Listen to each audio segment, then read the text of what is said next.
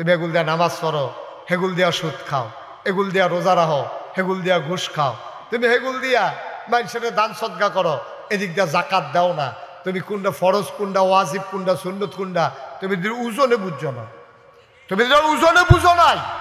এই জন্য গতকালকে আমার মাহফিল ছিল কালাকচুয়া, ওইখানে আমি বলছিলাম যে আমার দেশের মানুষগুলা যে দূরা ফারে না এর দূর দইরা বইয়া থাকে, যেটা ফারে এইটা কয় না, যেটা ফারতো না এটা কইয়া বইয়া থাকে। দেখছেন না আমরা দেশে দেখবেন নির্বাচন আইলে দেখবেন কত বইয়া কথা কয়, কারে বুদ্ধি সেন নিয়ে আমার দেখেন না, আবার কারি নিয়ে এমপি বানান, কারি নিয়ে মন্ত্রী বানান, আমার মতো মানুষরা দেখেন না।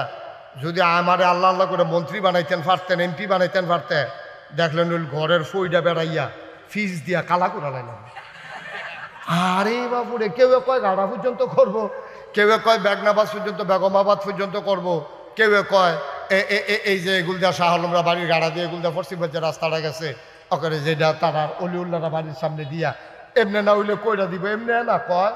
আর এবারে দিকে অকরে ঘরের ফইটা বেড়াই বিলে ফাঁকা করে লাগব ফলা মানে এই কথা হইন না। বুড়া বেড়ায় কয় জীবনে তো অনেকে আমরা ভিতরে দাঁড়াইতে আইছে, কিন্তু এত অজ্ঞইয়া তো কেউ পয়সা না খিচালা এবারে।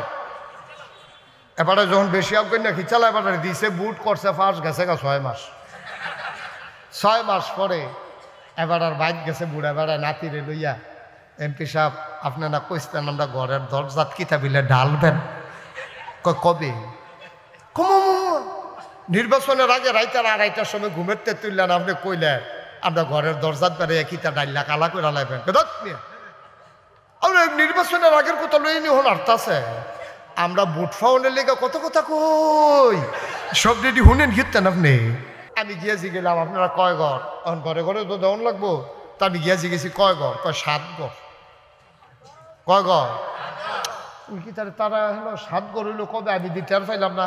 আমি আপনার 7 ঘর কেমনে হুজুর শুনছেন না, আমি না ফাস্টফুড জুতা তো ফাস্টফুড জুতো হইলে 5 ঘর, আপনার জামাই বউ 1 ঘর, তো 6 ঘরে নয় 7 ঘর কেমনে। আমি আর বউ তো জুতা, আমি আপনি কি বউয়ের লোক আলগা খান, কাজ 3 বছর ধরে না 3 বছর ধরে বিলে এবার বউয়ের লোক আলগা খান, এবার বউ 1 ঘর, এবার 1 ঘর, ফাস্টফুডের 5 ঘর, মুঠ মিলে কয় ঘর না কত না কয় ঘর। তা আমি তো আর কি হলাম, তারা যেহেতু 7 ঘর 7 ফটলা দিয়েছি, এর কয়েকদিন পরে আমি মসজিদে ঘোষণা দিলাম যারা যত ঘর আছে ঘর ফিসে 500 টাকা করে দিবেন। ঘর ফিসে মসজিদে কত দিবেন? আরে কথা কয় না, 500। এখন যখন আমি বেড়ারে জিজ্ঞেসি বুড়া বেড়ারে আপনারা কয় ঘর, কয়েক ঘর, কয়েক ঘর কেমনে, কয় আমরা ফাস্টফুড আর আমরা জামাইব, এটা ফাস্টফুড লাগে এখন হইতে থাকি আমরা তো তারা অহন 1 ফটলা সিরিয়াল লাগে হইয়া যাইগান 7 ঘর, মসজিদও টেহা দেওয়ানোর সময় হইয়া যাইগান 1 ঘর। আপনি মুসলমান এই বেরিয়ে সারাটা বাড়ি একটা লাড়া দিয়া বইয়া রয়েছে কীর্তি ফেরিও লাইয়া পড়ছে, সুন্দর সুন্দর জিনিস আনছে না, সবাই মিল্লা বেড়ারে সাইরুগুল দিয়ে এমনি একটা ঘেরাও দিছে, তে এই বেড়াইতে বেড়াইতে সিফাত বইরা তে নাই, সাইরুগুল তার উফরে দিয়ে বাড়ি আঞ্জা দিয়া লাগছে তো, তে আর নাইয়ের ভিতরে পড়ে গেছে গা। এই টাইমে মসজিদের ইমাম সবাই তো লইলে বেড়িয়েতে ছিলেন দেখো হুজুরাই এলো, ওই সেটা সকলে দৌড় দেয়, তইলে যেই বেড়াটারে তলে হালাই দিছে হেতে বেডি, আর হুজুর হইল এই এলাকা দিয়া বেড়া, আর বেড়াইত নাই এই এলাকা দিয়া। আমি শুরুতেই দাওয়াত রাখার আগেই বলেছিলাম যে আপনারা এই জায়গায় যে জায়গা করবেন, এখানে তো লোকজন জায়গা দেওয়া কঠিন। আমার আদরের অলিউল্লাহ, আমার কলিজার টুকরা, ওখানে আমরা যেভাবে পরিকল্পনা করেছিলাম আমি বুঝি নাই অলিউল্লাহ যে এত বড় মনের মানুষ, আমার শুধু আয়োজন করিয়া যে এত আয়োজন কইরা বইয়া থাকবো, এটা আমি বুঝছি না। আমি গিয়া গরুর গুস্ত খাই না, আস্থা গরু জব কইরা লাইছি, সেই কারবার হয়েছে অলিউল্লাহ রেহানা।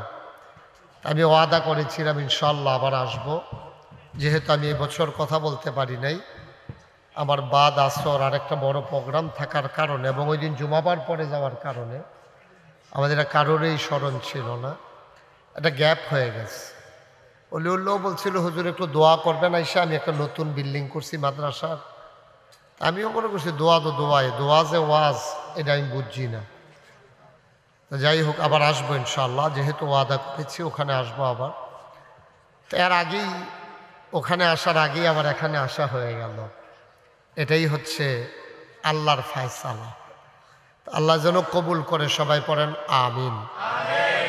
যেহেতু মাগরিব থেকে আসা সময়টা একেবারেই কম, আমরা ভূমিকাতে একটা সেকেন্ড সময়ও নষ্ট করতে চাই না। আমরা সরাসরি আলোচনায় চলে যেতে চাই। মানুষের এই যে দেহটা, খুব খেয়াল করেন মনোযোগের সাথে, আমি কিন্তু মূল আলোচনায় ঢুকে যাচ্ছি। মানুষের যে, যাদের মোবাইল আছে মোবাইলগুলো বন্ধ করেন।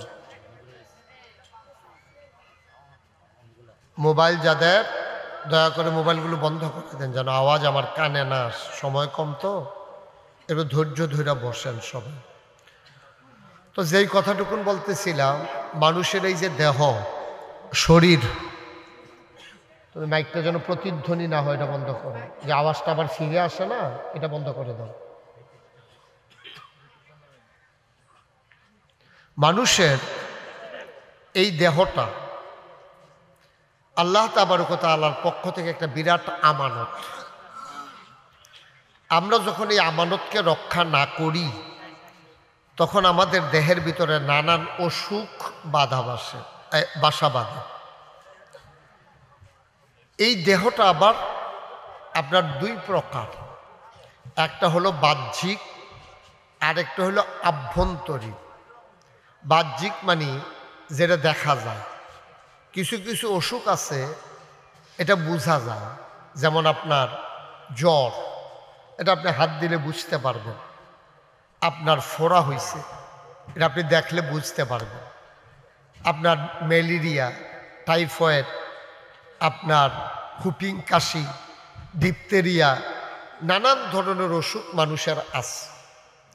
কিছু কিছু মানুষের অসুখগুলো দেখা যায়, আর কিছু কিছু হলো আভ্যন্তরীণ। যেমন আপনি অন্যের উন্নতি দেখলে হিংসা করা, এটাও কিন্তু একটা অসুখ। এটা কিন্তু সুস্থ মানুষের লক্ষণ না। এই যে অসুখটা, এটা দেখা যায় না, এটা বাস করে মনে। পরশ্রী কাতরতা, এবার আর পাঞ্জাবিটা সুন্দর, আমারটা এত সুন্দর না, এটা দেখলে এবার আর হিংসা লাগে। পরের সৌন্দর্যে নিজে কাতর হয়ে যাওয়া, এটা বলে পরশ্রী কাতরতা। এবার আর ওয়াজ সুন্দর, আমার ওয়াজ এত সুন্দর না, এইটা একটা পরশ্রী কাতরতা। এটা আমার মনের একটা অসুখ।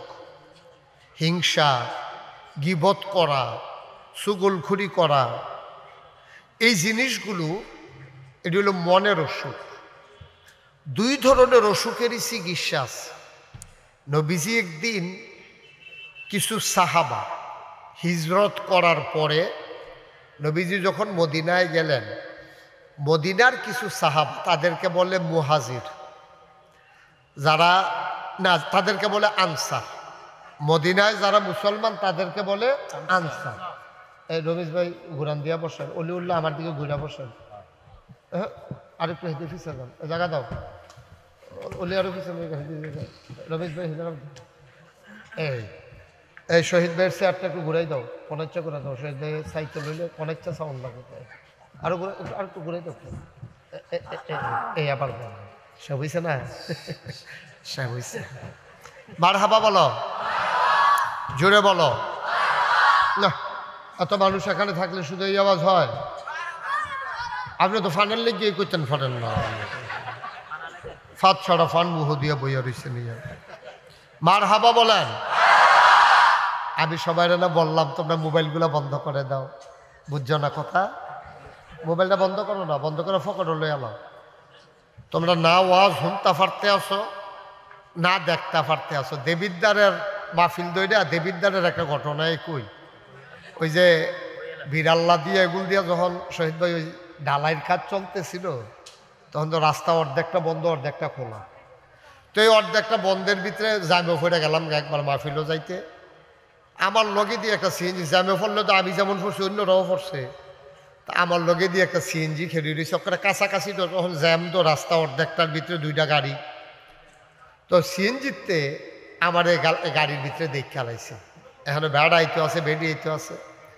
তো বেড়াইতে বেরিয়েতে কইতে আছে, হুজুরে হুজুরে তা আরেকজনে কারে না হুজুরে না কেন হইলে চা কইয়া সেটা মোবাইল বার করিয়া একবার মোবাইলের ফাইল চায় একবার আমার ফাইল চায়। আমি বুঝছি মিলাইতে আছে। তা আমি কইতাছি দেখলাম যে তারা তো টেনশনে আছে, তা আমি কইলাম যে তারা টেনশনটা দূর করে দিই। আমি পরে কইছি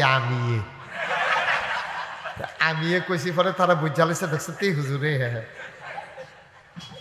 তোমরা তো সারা জীবন এই মোবাইলের ভিতরে হেতারাও রাস্তার মধ্যে জ্যামো ফুইরা চাইলো, তোমরাও বাইক বইয়া বইয়া চাইলা। ওহন আমি মাহফিল হয়েছি, ওহনও যদি ভিতরে চাইয়া তো আমি বাড়ুইছি গিরতাম এন, তাই ভিতরে থাকতাম রে ভালো আছি। হ্যাঁ কে হলুল্লা ঠিনি রে, তোমরা ইয়া আমার দিকে চাইয়া তো ওহন মোবাইল বন্ধ। রমেশ ভাই মোবাইল বন্ধ করে নিছে, এবার ওর মোবাইলের নাই। এবার যদি মোবাইলটা লইয়া গিয়া কি বিপদে পড়ি। আমিন কর।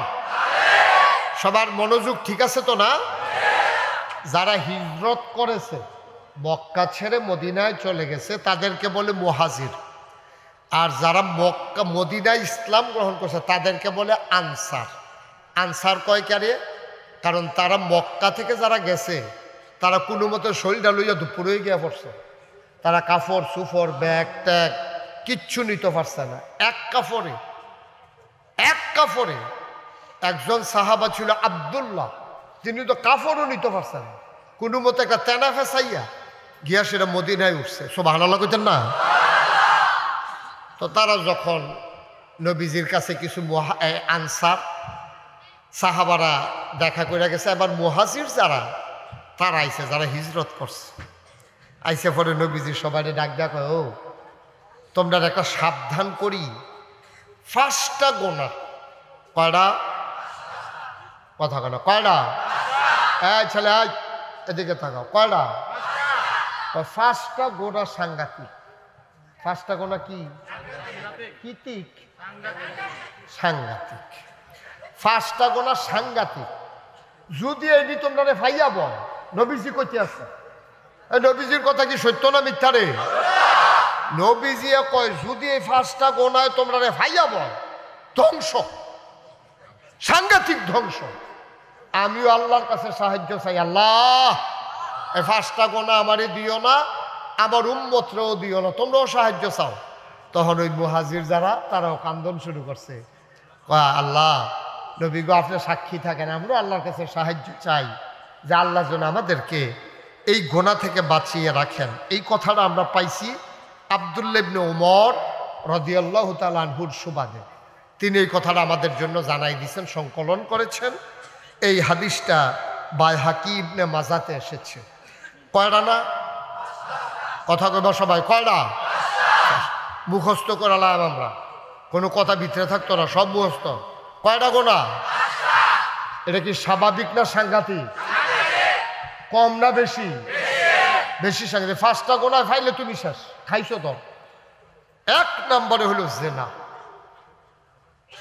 এই জিনা যদি কোনো সমাজে সইরা যায় তাহলে এই সমাজকে আর বাঁচাই রাখা যায় না। আজকে গোটা বিশ্ব হচ্ছেও তাই। নবীর হাদিসগুলা মনে হয় যেন আজকে আমরা হোসেনপুর বইয়ে বইয়ে নবীজি কইতে আছে, আমরা যেন শুনতে আছি। সুবহানাল্লাহ কইতেন না? কি কথা এটা? 1500 বছর আগে কইছে, ও এই 5টা গোনায় তোমরা ফাইয়া বইলে তোমরা গেলাম ধ্বংস হয়ে যায় বাগা। মনে হয় যেন আজকের সাথে 21 শতাব্দীর সূচনা লগ্নে 2025 সালে আজকে জানুয়ারি মাসের 20 তারিখ মনে হয় যেন নবীজি আজ যে আমরা বই একখানো করে কইতে আছে। এই জেনা তোমাদের ভিতরে যদি প্রচুর প্রচলন হয়ে যায় তাইলে সর্বনাশ হয়ে যাবে, তোমরা এই ক্ষতিতে আর বাঁচতে পারতা না। এটা সাংঘাতিক। এটা কি স্বাভাবিক না সাংঘাতিক? সাংঘাতিক। এখন আপনি যদি কোন হুজুর এখনো আমরা সমাজে এত চর্চা না, জেনা শুধু শারীরিক মেলামেশার নাম জেনা না। জেনার কিছু আছে প্রাথমিক স্তর, কিছু আছে মধ্যম স্তর, কিছু আছে একবারে পরিণতি। এই জেনা যেমন চোখে আপনি বইয়া চাইয়া রয়েছেন, অবৈধ একটা মেয়ে যাচ্ছে অথবা একটা মহিলা বেপর্দা হয়ে যাইতেছে, আপনি তার দিকে চাইয়া তার সৌন্দর্য নিয়ে আপনার মনের ভিতরে একটা আন্দোলন সৃষ্টি হয়েছে, অর্থাৎ আপনার ভিতরে একটা খাহেসা, তার প্রতি একটা ঘৃণ্য পিপাসা, আপনার তৃষ্ণা চাহিদা আপনার হৃদয়ে তৈরি হয়েছে। এটা চোখের জেনা। এটারে কিসের জেনা কয়? চোখের। এই জন্য নবীজি বলছেন যে কোনো মহিলার দিকে, বেগানা মহিলার দিকে কোনো পুরুষ তাকাইতে পারবে না, এবং কোনো বেগানা পুরুষের দিকে কোনো মহিলাও তাকাইতে পারবে না। এটার কই ফাইলাম এই কথা? নবীজি একদিন তার বিবিদেরকে নিয়ে বসে আছেন। এমন সময় অন্ধ সাহাবা উম্মে মাকতুম, একজন অন্ধ সাহাবা এসে ঢুকলেন। ঢোকার পরে নবীর বিবিরা, মাইকটা একটু কমাই দাও, নবীর বিবিরা কেউ আর দৌড় দেন, সবাই বসে রয়েছে। একজন অন্ধ সাহাবা ঢুকছে। নবীজি বলে, এই তোমরা যে সবাই বসে রইলা, একজনও দৌড় দিলা না, এটা ভিন্ন পুরুষ না ঢুকলো? কই আর রাসূলুল্লাহ, উনি চোখে দেখে না তো। আল্লাহর নবী বললেন, উনি চোখে দেখে না, তোমরা কি উনাকে দেখো না? সুবহানাল্লাহ বলবেন না?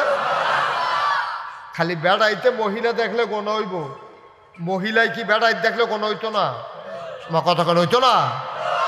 তো আপনি মহিলা বোরকা পরছেন, আম্মা আমার বোন, আপনি আমার আম্মা, আপনি বোরকা পরে এক মহিলা পুরুষ হাইটা যায়, আপনি তার দিকে চাইয়া রইছেন, আবার দরজার ফাঁক দিয়া বেড়ার সিফা দিয়া আপনি চাইয়া রইছেন যে হুজুরে যায়। তো হুজুরে আপনারা দেখেন, আপনি যেহেতু সিফাত আছেন, কিন্তু আপনি তো কায়দা করে খেয়েছেন হুজুরে চাওনের লিগিয়া, তাহলে হুজুরে আপনারা দেখলে যেই গোনা, আপনিও হুজুরে দেখলে হেই গোনা। আগের দিনে মহিলারা জীবনও তারা একটা ফাইলা কিনতে গেলেও ওই সুইটটা নাতিরে ফাটাইতো, 4-5টা ফাইলা আইনা সালে তারা চাইয়া কইতো 2টা আমরা রাখছি, দাম কত জিগা, এরপরে তারা দাম দিত। জীবনে এইরকম হইসা না। কিন্তু এখন ওই যে কইছিলাম জিনা সমাজে কেমনভাবে ছড়াইছে, এখন যদি এখন ফেরিওয়ালা ফিতা, লিপস্টিক, বালা, কানের দোল, নাকের ফুল, ইমিটেশনের নানান কিছু লইয়া আইয়ে একবার যদি তে ডুহে, তার বাড়ি কখনো তারাও কেউ জানে না, তেও জানে না এই গ্রামের নাম কিতা, তে আইসে অনেক দূরের তে, বাইক মাত্র তে ঢুকছে, এমন টাইমে একজন বেডিও যদি দেখালায় যে একটা ফেরিওয়ালা আইছে, এই বেডিয়ে সারাটা বাড়ি একটা লাড়া দিয়া বইয়া রয়েছে কীর্তি। ফেরিওয়ালা আইয়া পড়ছে, সুন্দর সুন্দর জিনিস আনছে না, সবাই মিল্লা বেড়াটারে সাইরুগুল দিয়ে এমনি একটা ঘেরাও দিছে, তে এই বেড়াইতে বেডিতে সিফাত বইরা তে নাই, সাইরুগুলটা তার উফরে দিয়ে এবারে আনসা দিয়া লাগছে তো, তে আর নাইয়ের ভিতরে পড়ে গেছে গা। এই টাইমে মসজিদের ইমাম সাহেব আইতো লইলে বেডিয়েতে চিল্লান দিয়ে হুজুরাই এলো, কয়ে সেটা সকলে দৌড় দেয়। তইলে যেই বেড়াটারে তলে হালাই দিছে হেতে বেডি, আর হুজুর হইল এই এলাকা দিয়া বেড়া, আর বেড়াইত নাই এই এলাকা দিয়া। মুসলমান মন দিয়ে শুনো রে ভাই, মুসলমান আমার মায়েরা, আমার বোনেরা, পুরুষ লোকেরা দূরে দূরে গিয়া ওয়াজ শুনতে পারে গো আম্মা। আপনি হোসেনপুরের মা, আপনি ইচ্ছে করলেই জাফরগঞ্জ গিয়ে ওয়াজ শুনতে পারেন না। সব জায়গায় মহিলাদের ওয়াজ শোনার ব্যবস্থাও থাকে না আম্মা।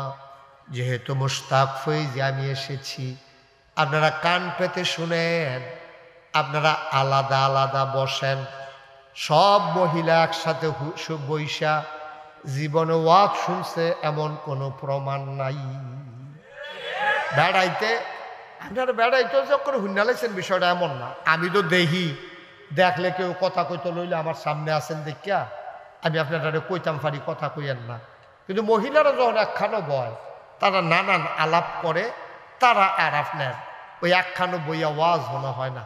একখানো হইলে তারা নানান আলাপ করে, ফুটফিটটা মুরগার ছাওড়ায় ডিম ফাড়েনি, তারপরে গিয়া তোমার আষ্টারে যে সিলে লইয়া গেছিল এটার কি অবস্থা, তারপরে জামাই তো তোমার বিদেশ থাকে, কয় ফোন দেয়নি, কয় দিত না, কয় ভিডিও না অডিও, এই আলাপ চলতে আছে আর কি 2 ঘন্টা লাগাইয়া।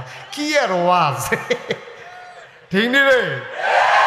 ওয়াজ আর হোনা হয় না, বইয়া বইয়া অলিউল্লাহ এই আলাপ সালাপ কইরা কতক্ষণ ওয়াজ শেষ হয়েছে, তারপরে যার যেমন ফান টান খাইয়া বাজে গেইতেছে ওয়াজ শেষ। হয় আরেকজন ইশারা দিতেছে আগাইয়া বইতে না, কই আগাইয়া বইতে হলো ও ফাঁক আছে কোনো কইলো আর কি, একটা কন লাগে, অন্যান্য মাহফিলও দেখছে কয়, এবারও কইছে আর কি। জায়গা থাকলে থাক না থাকলে রে তারা এখন বেশিতে বেশি আমার তুললে বইতে পারবো আর জায়গা নাই হবে এটা নিজে ঘন ঘন বই রইছে না ধুম বাড়ি যে গীতা সেবার রক বইতে বিলে মার হাবা কন জোরে কন মার হাবা আয়ো আজ যে সমাজটা ধ্বংস হয়ে গেছে আমার ছেলেরা এই ধ্বংসের পিছনে অনেকগুলা কারণ আছে অন্যতম কারণ হলো স্বামী বিদেশে থাকা এটা হলো অন্যতম কারণ কারণ আমার ছেলে দেশের ভিতরে ৮ম জনসংখ্যায় বেশির দিক হইল বাংলাদেশ ৮ম বড় ৮ নম্বরে বাংলাদেশের জনসংখ্যা সবচেয়ে বেশি কারণ আমাদের ৫৬,০০০ বর্গ মাইলে প্রায় ১৮ কোটি মানুষ প্রায় ১৮ কোটি মানুষ আর কত্তরা দেশ পড়ে রয়েছে ঘন্টার পর ঘন্টা গাড়ি চালাই যায় দিনের পর দিন গাড়ি চালায় একটা বাড়ি নাই একটা ঘর নাই একটা মানুষ নজরও পড়ে না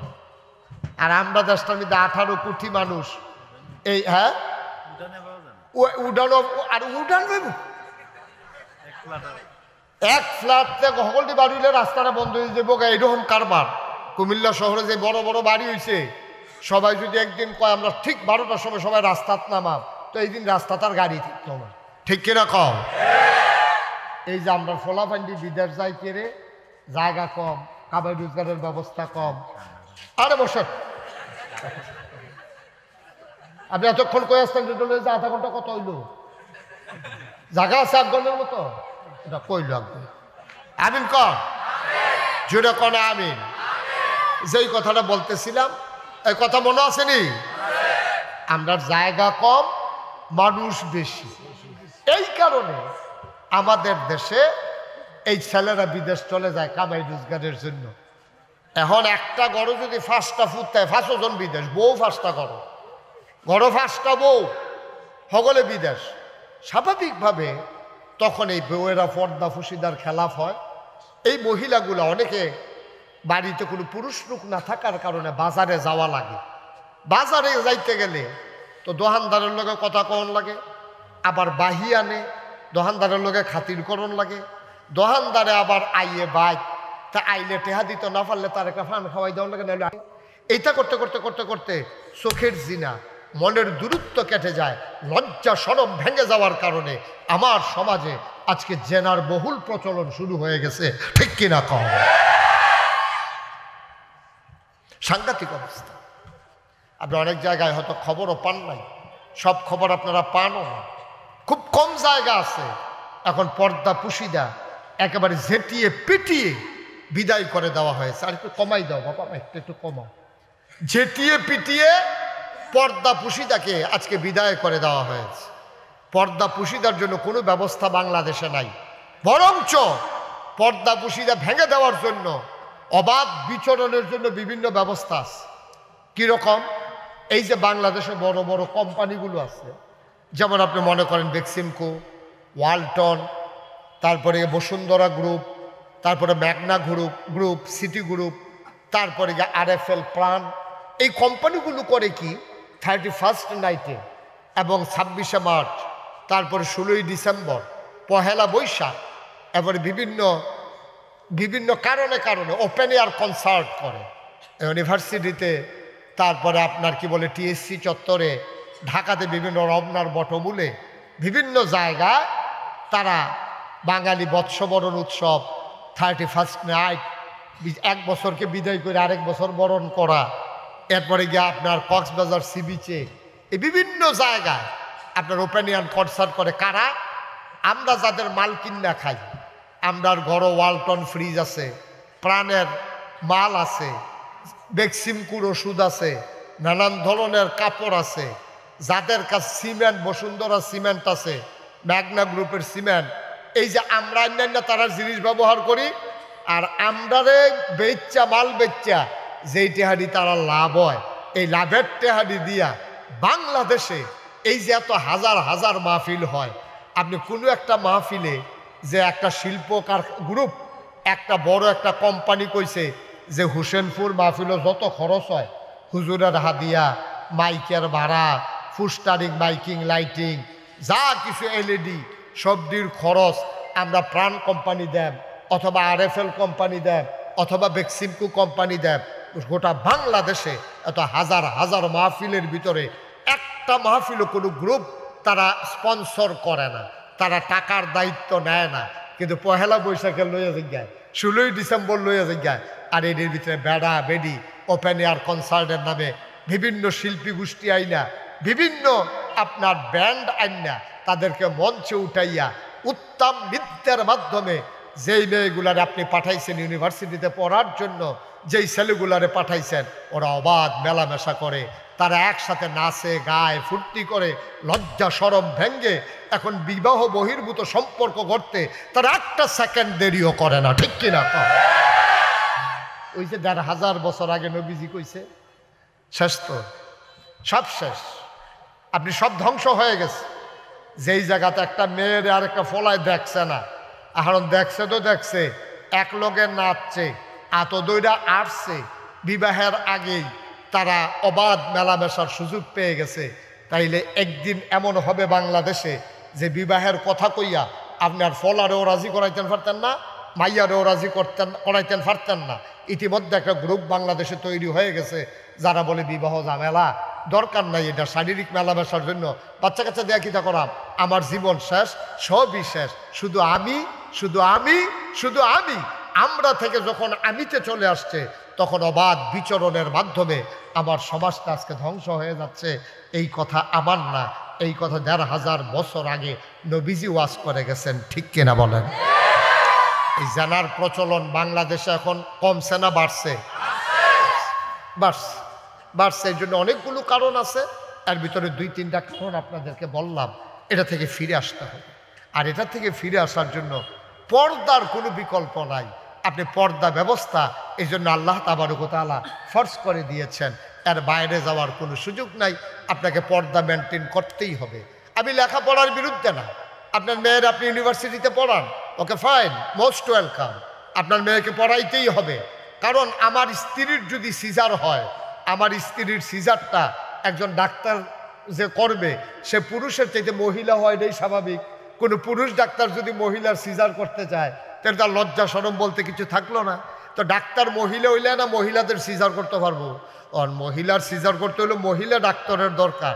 এখন মহিলা ডাক্তার বানাইতে হলে লেখাপড়ার দরকার, আর লেখাপড়া করতে গেলে ইউনিভার্সিটিতে যাওয়াই লাগবে, মেডিকেল কলেজে যাওয়াই লাগবে, আপনার দেবিদ্যার কলেজে পড়াই লাগবে। ওকে, আমার তো কোনো আপত্তি নাই, কিন্তু আপনার মেয়ে, আমার মেয়ে, আপনার বোন, আমার বোন ইউনিভার্সিটিতে পড়বে, কলেজে যাবে, হাই স্কুলে যখন সে যাবে, যখন তার ভিতরে নারীত্ব ফুটে উঠবে, সে পর্দার ভিতরে থাকবে, ঠিক কিনা বলেন? আর আপনারা বলেন দেবিদ্যার কলেজে কয়টা মেয়ে বোরকা পরে যায়? আপনারা বলেন আপনাদের হাই স্কুলে কয়টা মেয়ে বোরকা পরে যায়? একটাও না বলা যাবে না, অনেকেই যায়, যারা নিজ উদ্যোগে যায়। কিন্তু সরকারের যদি সিদ্ধান্ত থাকতো সাবালিকা কোনো মেয়ে হাই স্কুলে যখন পড়বে, যখন সাবালিকা কোনো মেয়ে কলেজে পড়বে, সে পর্দা করে আসা বাধ্যতামূলকভাবে যদি বেতন আদায় করা যায়, বাধ্যতামূলকভাবে শতকরা 92 জন লোক মুসলমানের দেশে আমার মেয়েদেরকে শারীরিক চর্চার নামে যদি ফুটবল খেলার জন্য মাঠে নামানো যায়, তাহলে মুসলমানের দেশে আইন করে পর্দাও করানো যায়, ঠিক কিনা বলো?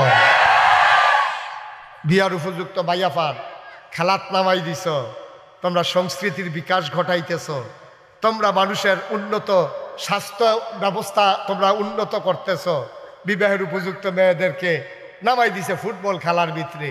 ফলাফাইনে খেলা চাইতে গেছে, কি আর খেলা, বল কখনোতে চাইয়া রইছে, কখনো বল গেছে কেনা বাইরেতে, তখনও মাউড হয়ে চাইয়া রইছে, তো কোনো ফুটবল চাইতে গেছে না। আমি কইতা মতো পারতাছি না, ঠিক নেই, ঠিক নেই, আরে ঠিক নেই ভাইও, কি গজবে আমরারে দর্শ। আমরা মুসলমানের সন্তান, আমরা মুসলমানের ফুতাই, আমরারে মানুষে মুসলমান কয়। আহা আহ, টুপি থাকলে বুঝি মুসলমান, দাড়ি থাকলে যদি মুসলমান, তুমি 5 ওয়াক্ত নামাজ পড়ো দেখে তুমি মুসলমান।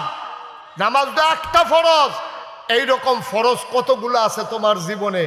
হুকুমের আয়াত আছে কোরআনে 500, যেটারে বলা হয় আহকামুল কোরআন। তুমি কয়টা মানছ কও? তুমি এগুল দিয়া নামাজ পড়ো, হেগুল দিয়া সুদ খাও, এগুল দিয়া রোজা রাখো, হেগুল দিয়া ঘুষ খাও, তুমি হেগুল দিয়া মানুষের দান সদকা করো, এদিক দিয়া জাকাত দাও না, তুমি কোনটা ফরজ কোনটা ওয়াজিব কোনটা সুন্নত কোনটা তুমি ওজনে বুঝছো না, তুমি ওজনে বুঝো নাই। এই জন্য গতকালকে আমার মাহফিল ছিল কালাকচুয়া, ওইখানে আমি বলছিলাম যে আমার দেশের মানুষগুলা যে দূরা ফারে না এর দূর দইরা বইয়া থাকে, যেটা ফারে এইটা কয় না, যেটা ফারতো না এটা কইয়া বইয়া থাকে। দেখছেন না আমরা দেশে দেখবেন নির্বাচন আইলে দেখবেন কত বইয়া কথা কয়, কারে ভোট দিচ্ছেন নিয়ে আমার দেখেন না, আবার কারে নিয়ে এমপি বানান, কারে নিয়ে মন্ত্রী বানান, আমার মতো মানুষরা দেখেন না। যদি আমারে আল্লাহ আল্লাহ করে মন্ত্রী বানাইতেন পারতেন, এমপি বানাইতেন পারতেন, দেখলেন ওই ঘরের ফইটা বেড়াইয়া ফিস দিয়া কালা করে লাইলাম। আরে বাবুরে, কেউ কয় গাড়া পর্যন্ত করবো, কেউ কয় বেগনাবাদ পর্যন্ত, বেগমাবাদ পর্যন্ত করব, কেউ কয় এই যে এগুলদা শাহ আলমরা বাড়ির গাড়া দিয়ে এগুলদা পশ্চিমবঙ্গ যে রাস্তাটা গেছে ওখানে যেটা তারা অলিউল্লারা বাড়ির সামনে দিয়া এমনি না হইলে কইরা দিব, এমনি না কয়। আর এবার দিক অকরে ঘরের ফইটা বেড়াই বিলে ফাঁকা করে লাগবো ফলা মানে এই কথা হইন না। বুড়া বেড়ায় কয় জীবনে তো অনেকেই আমরা ভিতরে দাঁড়াইতে আইছে, কিন্তু এত অজ্ঞইয়া তো কেউ কইসা না। খিচালা এবারে যখন বেশি অজ্ঞ না খিচালা এবারে দিছে, বুট করছে ফার্স্ট গেছে গা 6 মাস, 6 মাস পরে এবার আর বাইক গেছে বুড়া বেড়ায় নাতিরে লইয়া, এমপি সাহেব আপনি না কইতেন আমরা ঘরের দরজাত কিতা বিলে ঢালবেন, কবে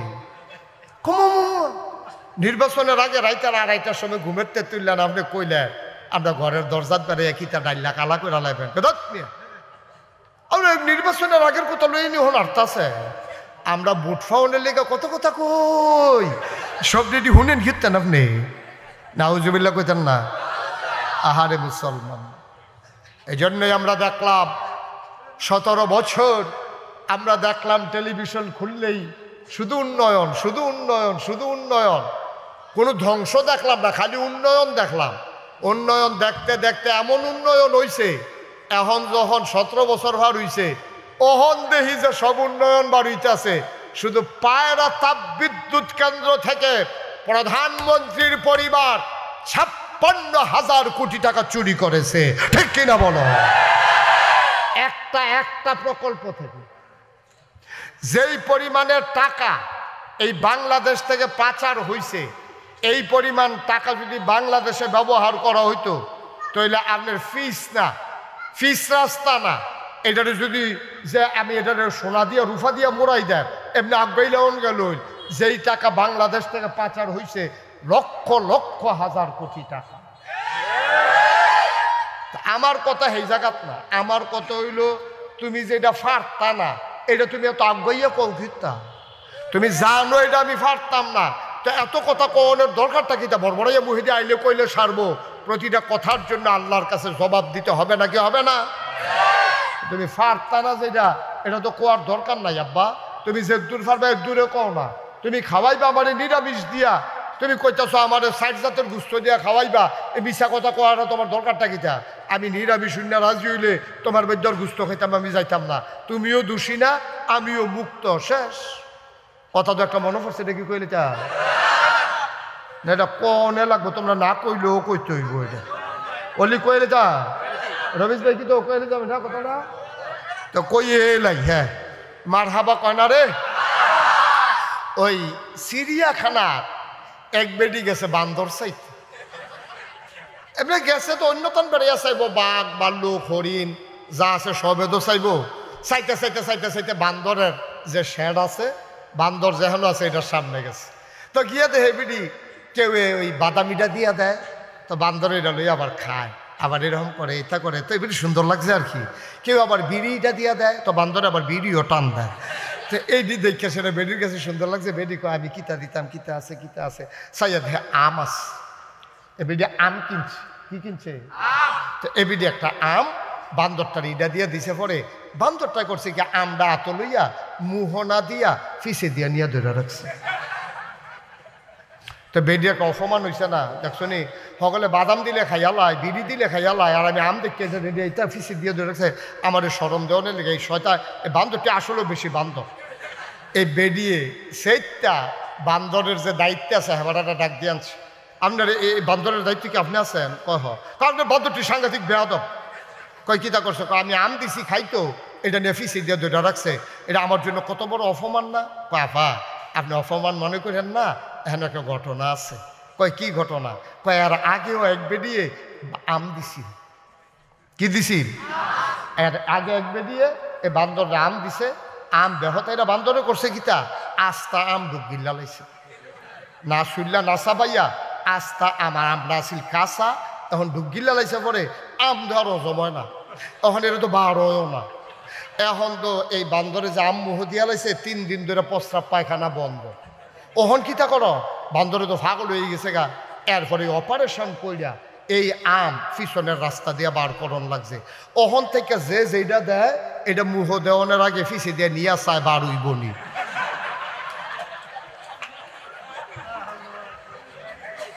যদি দেখে যে বার হইব তো হইলে মুহ দেয়, না হইলে হালাই দেয়। বান্দরের একটা আহল আছে, বান্দরেরও একটা বুঝ। মুসলমান চিড়িয়াখানার বান্দরেরও বুঝ আছে, আমার দেশের নেতার বুঝ নাই, ঠিক কিনা? বান্দরের একটা বুঝ আছে, বারুইবনি খাইয়া লাইলে সারত না, পরের দিন বারুইবনি বান্দরের ওই চিন্তা আছে, কিন্তু আমার দেশের নেতার এদুর চিন্তাও নাই, পারত না হেইডও আঞ্জা দিয়া ধইরা বইয়া থাহে, ঠিক কিনা? ওই আমি মুস্তাক ফৈজি, আমার যদি তুমি একটা ফজলি আম দাও বড় চাইয়া, এটা যদি আমি চিপতাম লই, এটাকে আমি ফারাম। আমি শুধু সাইজের আম হইলে চিপতাম ফারাম, বড় সাইজের আম হইলে এটা কাইটটা আমি খাওয়ান লাগবো। এটা আমি কোনো আত লইয়া খালি চিপলে চিপা হইতো না, আমার আঙ্গুলে বেড়াইয়া না তো, তাহলে যে এটা তোমার বেড়াইয়া না, এটা দইটা বইয়া তাও কি হত্যা? বান্দরে বুঝলো যেটা বারুইবনি চায়, আর তুমি বেহত এটা মানুষের মতো মুহে দিয়ে যেটা ইয়ে বড়বড়াইয়া কইতে থাহ, পারবা কি পারবা না সেই খবর নাই, এটার না বললো বাংলাদেশ, ঠিক কিনা ক? আর আমরা রইলাম এই বেহত এটা মানুষ, আমরা রইলাম এই বেহত এটা নাগরিক, যে যেটা কয় এটাই বিশ্বাস করে। তো পারবো কি পারবো না এটার চিন্তা করেন, ও না কইনা যে তারা তারা পড়ছে বিপদ, ঠিক কিনা ক? সাবধান, খুব সাবধান, সামনের দিকে আমাদেরকে খেয়াল রাখতে হবে। মানুষ বারবার এক ভুল করে না, বারবার ভুল করা যাবে না। কথায় সামনের দিকে আমরা গলবো না, আমরা চিন্তা করবো তেজে কইলো ঘরে ঘরে বিল্ডিং করে দিব, ঘরে ঘরে চাকরি দিব, ঘরে ঘরে চাউল দিব, ঘরে ঘরে ভাত দিব, আসলে পারবনি এটাকে যাচাই করবেন, এরপরে চিন্তা করবেন, তার আগে কথা শুই না কাজ করবেন না। কারণ আমার দেশের নেতার বুঝ কম, তারা এমন কথা কইয়া বইয়া থাকে যেটা পারতো না হেইটাও কয়। ওই যে বান্দরের বুঝ আছে, আমার নেতার বুঝ নাই, ঠিক কিনা কও? কষ্ট হইতেছে আপনাদের?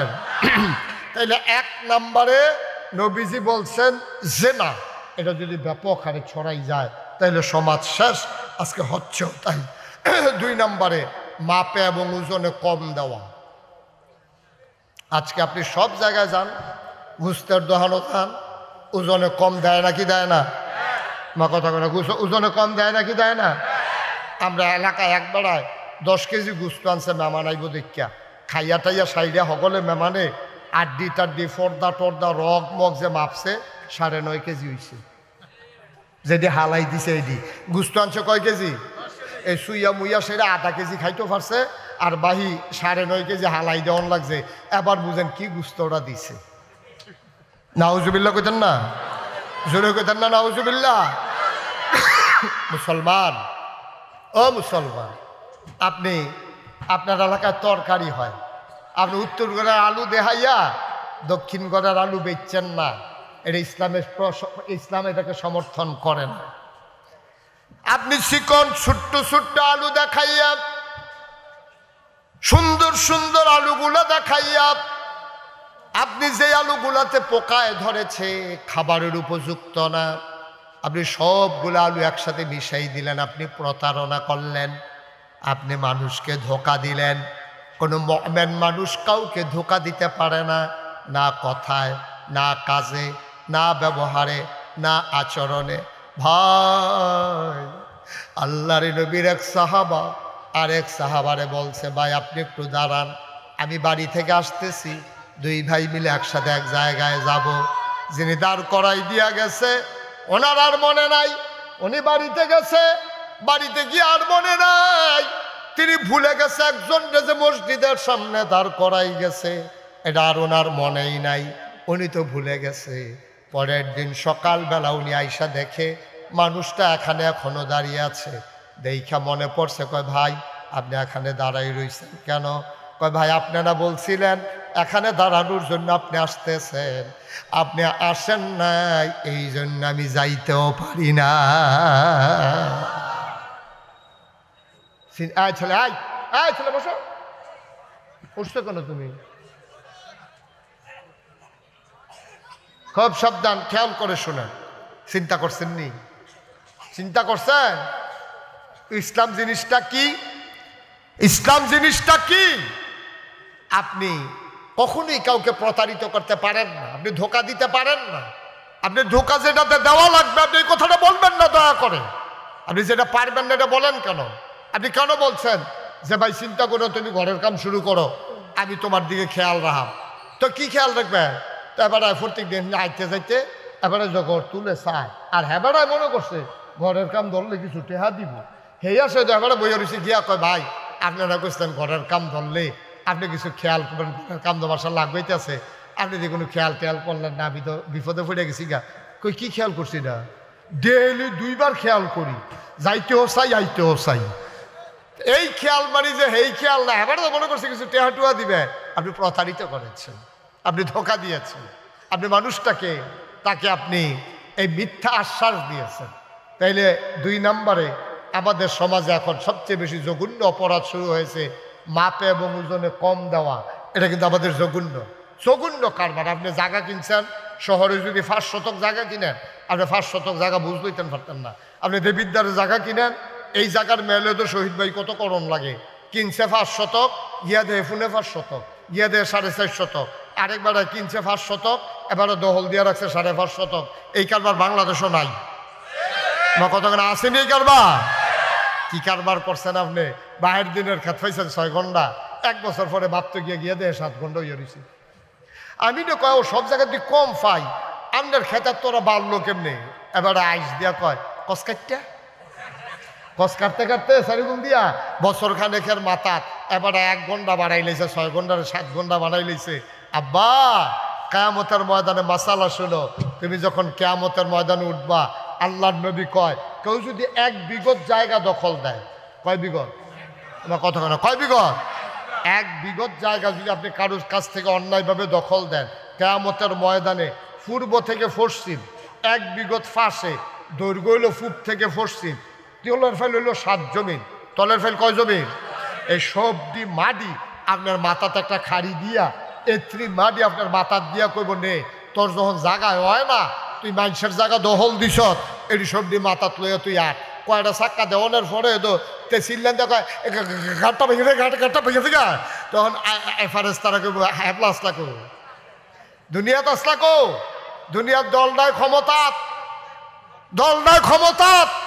তুমি আরেক বেটার জায়গা দখল দিয়ে বইয়া রইছ, আরেক বেটার সীমানার ভিতরে ঘর তুললে বইয়া রইছ, জায়গা বেচছ 6 ঘন্টা, বুঝ দাও 5.5 ঘন্টা। এই বাংলাদেশে এই প্রতারণা আজকে বহুল পরিমাণে বেড়ে যাওয়ার কারণে আল্লাহর নবী কয় ধ্বংস ধ্বংস ধ্বংস, ঠিক কিনা কও? গেল করা কথা করে মুখস্থ করা করে গেছে। 3 নম্বর হলো জাকাত না দেওয়া। এর আজকে জঘন্য আকারে ধারণ করছে। জাকাত না দেওয়া, ভালা ভালা বেড়ায় জিজ্ঞেসি জাকাত দেননি, কি জাকাত দেয়নি? জাকাত দেয়নি মানে কি? জাকাত দেয়নি আপনি কি মনে করছেন? আমরা আবার জিজ্ঞেস জাকাত দেয়নি, হুজুরে দম খাইয়া নরম করে লাইছে জাকাত। কয় কি জাকাত? কয় কে রে হগিনী বেড়ি যাই আমরা ভিক্ষা দিই না, জাকাত দেয়। হগিনী বেড়ি ভিক্ষা দিছে এটা বিলে জাকাত। তারপরে জাকাতের কাপড় দেয়, জাকাত দিব মাইকিং করে লাইন ধরে খেলাইয়া ফারাত ফুটে 2 জন নাই। কে শিখাইছে তোমার এই জাকাতের সিস্টেম? কে শিখাইলো জাকাত? আল্লাহ তাবারক ওয়া তাআলা এই একটা আয়াতের ভিতরে আকিমুস সালাহ ওয়া আতুজ যাকাত, জাকাতের এত গুরুত্ব, নামাজের লগে লগে জাকাতের কথাও আল্লাহ কোরআনে তুলে ধরেছেন। কিন্তু আমরা জাকাত দেই না। জাকাত দেওয়ানোর সময় ওখানে সহজ একটা যেটা চালাকিটা করে এটা আপনারা কইয়া দেই, দেখবেন ধরা পড়ে যাবো গা। এমনি এবারা ওই ত্রাণ সামগ্রী এবার এটা আমার বুঝ হয়েছে। আমি যখন এই গত বন্যায় উত্তরগুলো আবদারপুর দিয়া যে ভাঙ্গা পড়লো, আমি আমার মসজিদের নিচতলাত একটা কেন্দ্র কইরা আমি একটু ঘুরা ঘুরা চাইলাম মানুষের কেমনে কি দেওয়া যায়। আমি 15 দিন আমার পরিবার থেকে বিচ্ছিন্ন ছিলাম। আমি 15টা দিন আমার মসজিদের নিচতলায় থাইক্যা আমি মানুষের ঘর ঘর চিরা মুড়ি চাউল ডাল স্যালাইন তারপরে বিভিন্ন জিনিসপত্র যে দূর ফারছি আমি চেষ্টা করছি দেওয়ার জন্য। তো দিতাম গেছি পরে আমি গিয়েছি গেলাম আপনারা কয় ঘর, এখন ঘরে ঘরে তো দেওয়ান লাগবো। তা আমি গিয়েছি গেছি কয় ঘর, কয় 7 ঘর। কয় ঘর কি তারা হলো 7 ঘর হইলো কবে আমি দিতে আর পাইলাম না।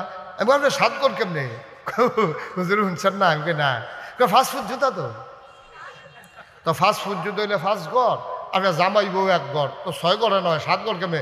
আমি আর আমার বউ তো জুতো আমি আপনি কি বউয়ের লোক আলগা খান? কাজ 3 বছর ধরে না 3 বছর ধরে বলে এবারের বউয়ের লোকে আলগা খান।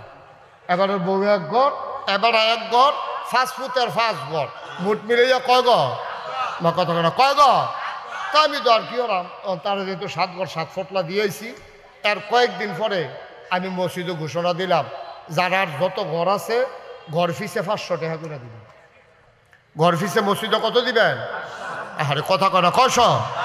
এখন যখন আমি বেড়ারে জিজ্ঞেসি বুড়া বেড়ারে আপনারা কয় ঘর? কয়েক ঘর। কয়েক ঘর কেমনে? কয় আমরা ফাস্টফুড আর আমরা জামাইব এটা ফাস্টফুড লাগে এখন হইতে থাকি আমরা তো তারা অহন 1 ফটলা সিরিয়াল লাগে হইয়া যান 7 ঘর, মসজিদও টেহা দেওয়ানোর সময় হইয়া যান 1 ঘর। আপনি মুসলমান, এবার আপনি কি মুসলমান? আপনারটা আপনি মিলান, আমি কিছু কইতাম না এই ব্যাপারে, আমার কোনো বক্তব্য নাই। 4 নাম্বার হইল আল্লাহ এবং রাসূলের সাথে বিশ্বাসঘাতকতা এবং প্রতিশ্রুতি ভঙ্গ না করা। আমরা আল্লাহর লোক ওয়াদা করছি আমরা নামাজ ছাড়তাম না, আমরা রোজা ভাঙতাম না, আমরা হজ করাম, জাকাত হইলে জাকাত, ফরজ হইলে জাকাত, এটি ওয়াদা করে আইছি, আমরা যেন এটা ভুলে না যাই। 5 নাম্বার হইল পিতার কিতাব অনুযায়ী নিজেদের জীবন পরিচালনা করা, অর্থাৎ কোরআন সুন্নাহ মতো নিজের জীবন পরিচালনা করা। আবার 1 নাম্বার যে আসলাম হ্যাঁ আবার ফিরা যায়। মুসলমান মন দিয়ে শুনো, বেপরদার কারণে আজকে বাংলাদেশে যেই সমস্যাটা হচ্ছে, আজকে অবাধ মেলামেশার কারণে সমাজের দাম্পত্য জীবনগুলো ধ্বংস হয়ে গেছে, পারিবারিক বন্ধনগুলো নষ্ট হয়ে গেছে, সমাজ আর সমাজ নাই, অসৎ মানুষে সমাজ ভরে যাচ্ছে, জারদ সন্তান সমাজে জন্ম নিচ্ছে, কিন্তু আমরা নিজেরা যারা জন্ম দিচ্ছে আমরা নিজেরাও জানি না, ঠিক কিনা? আচ্ছা, সাংঘাতিক অবস্থা শুরু হয়েছে এই সমাজের ভিতর। অথচ আল্লাহর নবী বিবি ফাতেমার যখন বিয়ের সময় হলো, অনেকেই বিয়ের জন্য প্রস্তাব নিয়ে আসলো। আল্লাহর নবী কারো প্রস্তাব গ্রহণ করলেন না। আলী রাদিয়াল্লাহু তাআলা আনহু সবাই মিলে যখন ওনাকে পাঠালেন পরামর্শ দিয়ে, আবু বকর, ওমর, ওসমান সবাই কয় আলী রে, ও আলী তুমি একটু নবীর দরবারে যাও, কিচ্ছু বলার দরকার নাই। নবী বসে আছেন মসজিদে নববীতে। হযরত আলী যখন হেঁটে যায় নবীর সামনে গিয়ে সালাম দিয়ে দিলেন দৌড়। নবী মুচকিয়ে হাসলেন। নবী বুঝলেন আলী লজ্জা পাচ্ছেন। আবার সবাই মিলে আলীকে পাঠালেন। সালাম দিয়ে দৌড় দেওয়ার আগে নবী ডাক দিয়ে বললেন, আলী এদিকে আসো, তোমারও বিয়ের দরকার, ফাতেমারও বিয়ের দরকার, তোমার মতামত কি? এবার আলী ডাক দিয়া কয়, নবী গো, আপনার যেই মত আমারই তো সেই মত। সুবহানাল্লাহ বলবেন না?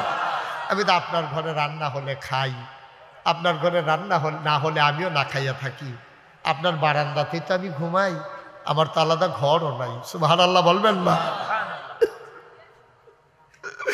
আমার একটা আলাদা ঠিকানা নাই, আমার একটা ঘর নাই, আমার চুলা নাই, আমার খাবারের ব্যবস্থাও নাই।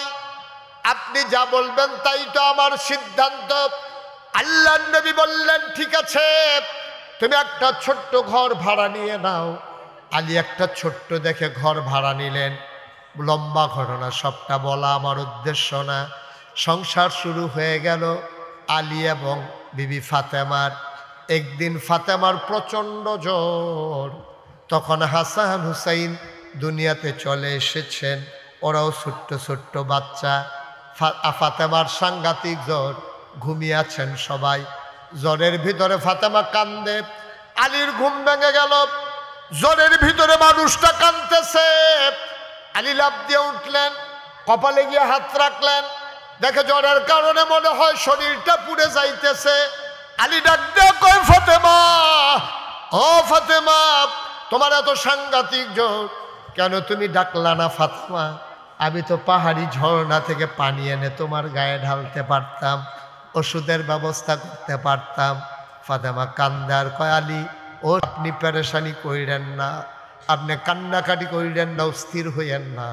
এই জ্বর যেমন তেমন জ্বর না, আমি আর বাঁচব না, আমি আর দুনিয়ায় থাকবো না, আমার বিদায় দিয়েও দেওয়া লাগবে। এই জ্বর মানি হচ্ছে আমার বিদায়ের জ্বর, মনে হয় যে কোনো সময় আমার ইন্তেকাল হয়ে যাবে। আলী বললেন, এই কথা আর বলবা না, মানুষের জ্বর হলে কি মানুষ মরে যায় নাকি? ফাতেমা ডাক দেখো, আপনার বোধহয় মনে নাই, আমার আব্বাজান দুনিয়া থেকে বিদায় হওয়ার সময় আমারে কানে কানে বলেছিলেন, ফাতেমা, জান্নাতের ভিতরে আমার পরিবারে সবার সাথে দেখা হবে তোমার সাথে আগে। সুতরাং ফাতেমা কান্নাকাটি কইরো না। সেই দিন বুঝেছিলাম আব্বার ইন্তেকালের পরে আমি ফাতেমার বেশি দিন দুনিয়ায় থাকব না।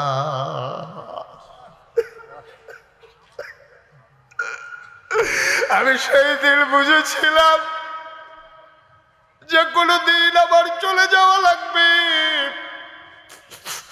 আমার আব্বা বলেছেন সবার আগে থেকে আমার সাথে দেখা হবে। অলিভ, আমি বোধহয় চলে যাব, যাওয়ার আগে আপনার একটা স্বীকৃতি লাগবে, আমার একটা সার্টিফিকেট লাগবে। কয়, ফাতেমা কি জানতে চাও বলো? আব্বা বলেছেন যেই স্বামী তার স্ত্রীকে ভালো বলে, এই স্ত্রীটা নাকি আসলেও ভালো। আপনি একটু দয়া করে বলে দেন আমি স্ত্রী হিসেবে কেমন মানুষ। এবার আলী হাতে ধরলেন, চোখের পানি ছেড়ে দিয়ে কাঁদতে শুরু করলেন। আলী ডাক দেয়া কয়, ফাতেমা, ফাতেমা গো, জীবনে জীবনে আমি অনেক মহিলা দেখেছি, অনেক সংসার দেখেছি, সাহাবাদের সংসার আমার জানা। ও ফাতেমা, মনে রেখো, আমার ঘরটাতে হয়তো সুখ ছিল না, কিন্তু তোমার মতো স্ত্রী পাওয়া সত্যি ভাগ্যের ব্যাপার। কত মানুষ তোমারে বিয়ে করার জন্য নবীর কাছে প্রস্তাব দিছে, কিন্তু নবীজি রাজি হয় নাই, আমারে পছন্দ করছে। আমার বড় কপাল, নবীর আদরের কন্যা আমার স্ত্রী, তোমার মতো স্ত্রী আর হয় না। ফাতেমা কেঁদে দিলেন, বললেন এই সার্টিফিকেটটা আমার বড় দরকার ছিল। আলী আবার ডাক দেয়া কয়, ফাতেমা গো, আমার থেকে কথা আদায় করে নিলা, তোমার কথাটাও আমার জানা দরকার। আমি পুরুষ হিসাবে কেমন এইটা একটু বলে দাও দেখি।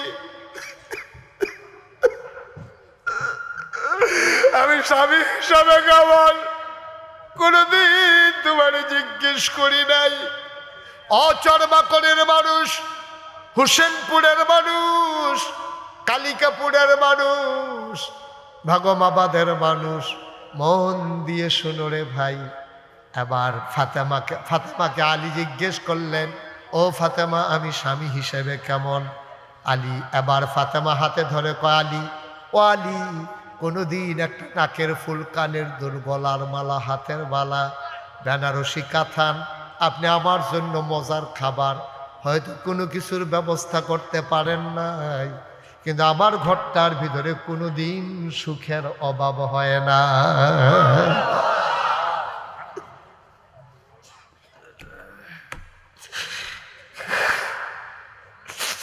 আমার কোনো সম্পদ ছিল না, কোনদিন সুখের অভাব ছিল না গো স্বামী।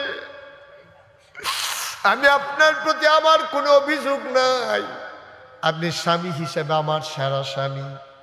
এবার ফাতেমা ডাক দেয়া কয়, আলী, ও আলী, স্বামী আমার, আপনার কাছে আমার একটা ওসিয়ত আছে, একটা আবদার আছে। আমি যদি রাতের ভিতরে মরে যাই তাইলে আপনি একটা কাজ কইলেন, অন্ধকার থাকতে থাকতে হাসান হুসাইন রে নিয়া আপনার ইমামতিতে বন্ধু বান্ধব কয়েকজন ডেকে রাতের অন্ধকারে জানাজা দিয়ে আমারে কবর দিয়ে দিয়েন। যদি আজকে রাত্রে মারা যাই, ফজরের আগে যদি মারা যায়, আপনি রাতের ভিতরে কবর দিয়ে দিয়েন। ফজরের পর পর্যন্ত আপনি আমাকে অপেক্ষা করাবেন না, আমার লাশটা রাখবেন না।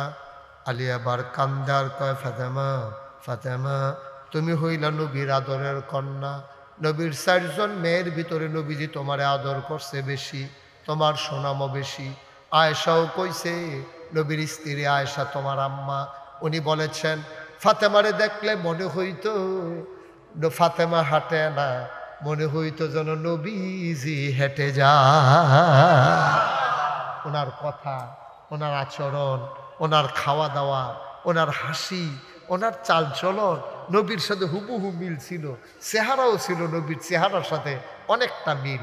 মুফাসসিরিনে কেরাম, মুহাদ্দিসিনে কেরাম কয় এটার কারণও আছে। কারণ হইল 3 মেয়ে, খাদিজা রাদিয়াল্লাহু তাআলা আনহার ঘরে 4টা মেয়ে, জয়নব, রুকেয়া, উম্মে কুলসুম, ফাতেমা। এই 4 মাইয়ার ভিতরে 3 মাইয়া বড় হয়ে গেছে গা খাদিজা আম্মা, আমাদের আম্মা খাদিজা থাকতে থাকতে। কিন্তু যেই দিন খাদিজা আম্মাজান খাদিজা ইন্তেকাল করে, তখন ফাতেমা ছিল ছোট মানুষ। ফাতেমা তখনও বুঝে না মা কারে কয়। এখন যে মা যে ইন্তেকাল করছে, ফাতেমায় মার গালো ধরে ধরে কান্দে, আম্মা আম্মা আম্মা, তুমি যে কথা কও না আম্মা, তারপরে কে গোসল করাবে, কে আমার চুলের ভিতরে সিঁথি কেটে লাল ফিতা বেঁধে দেবে, কে আমারে ঘুম পাড়াবে, কে আমারে লোকমা দিয়া খাওয়াবে। নবীজির কোল যারা এমনি ফাইটা গেছে। আর এরপরে ফাতেমার এই কথাগুলো শুইটা নবীজি একেবারে অস্থির হয়ে গেলেন, টান দিয়া বুকের সাথে মিশাইয়া ধরে কয়, ফাতেমা ও ফাতেমা, আম্মু নাই কি হয়েছে? আমি আছি না, আমি ঘুম পাড়াবো, আমি গোসল করাই দেব, আমি তোমার চুল আশ্রে দেব, লাল ফিতা বেঁধে দেবো। সুবহানাল্লাহ বলবেন না? দুজাহানের বাদশা নবী, আপনি কল্পনা করতে পারেন? দুজাহানের বাদশা নবী, এই নবীর মেয়ে সত্যিকার অর্থেই তিনি নবীরে ফাতেমারে বুকের ভিতরে শোয়াইয়া আস্তে আস্তে ঘুম পাড়াই দিতেন। মুফাসসিরিন মুহাদ্দিসিনে কেরাম কয়, নবীর যে নবুয়তের ওমটা, নবুয়তের যে গরমটা, এটা ফাতেমা যত পাইছে কোনো মেয়ের আর পায় নাই। সুবহানাল্লাহ বলবেন না?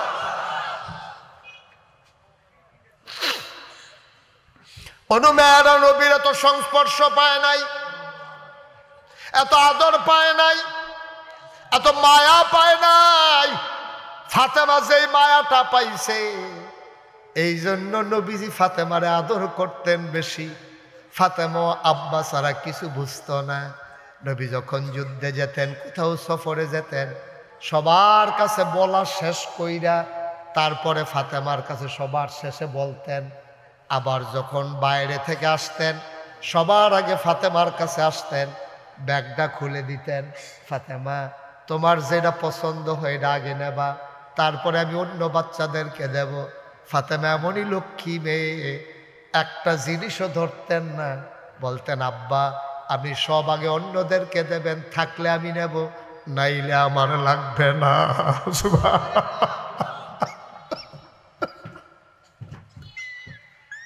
সবার আপনি দেন, আমার লাগবে না, থাকলে আমি নেব, নাইলে নাই। যেমন তেমন কথা না আব্বা, এ কথার অনেক ওজন। আবার ফাতেমা ডাক দেয়া, আলী ও আলী, আমার যদি রাতের ভিতরে মৃত্যু হয়ে যায়, আপনি রাতের ভিতরেই কাফন পরাইয়া দাফন করে দেবেন মাটির কবরে, এত জানাজানির দরকার নাই। আলী কাঁদতেছেন, ফাতেমা তুমি হইলা নবীর আদরের কন্যা, যদি মানুষ জানে তোমার ইন্তেকাল হয়েছে, হাজার হাজার মানুষ দৌড়ে দৌড়ে তোমার জানাজায় আসবে, কেন রাতের অন্ধকারে তোমার কবর দেব। এবার ফাতেমা একটা মুচকি হাসি দিলেন, আলীর হাত ধরে, আলী আপনি বোধহয় ফাতেমারে চিনেন নাই। আমার জন্মের পর থেকে যতদিন বাবার ঘরে ছিলাম, ততদিন পর্যন্ত, বিয়ে হওয়ার আগ পর্যন্ত আমারে কোনোদিন কোনো ভিন্ন পুরুষ দেখে নাই। যেই দিন বিয়ে বসে আপনার ঘরে আসলাম, আজকে পর্যন্ত কোনো ভিন্ন পুরুষ আমারে দেখে নাই। বিয়ের আগেও দেখলো না, বিয়ের পরেও দেখলো না। আমি যদি মরে যাই, আপনি যদি দিনের বেলা মসজিদের সামনে আমার লাশটা নেন, তখন সবাই কাফনের বাইরে দিয়ে আমারে দেখবে আমি লম্বা ছিলাম না খাটো ছিলাম, আমি চিকন ছিলাম না মোটা ছিলাম। সুবহানাল্লাহ। যেই ফাতেমা জীবিত অবস্থায় কোনোদিন ভিন্ন পুরুষের সামনে যায় নাই, এই ফাতেমা মরার পরে লাশ হইয়া কারো সামনে যাইতে চায় না।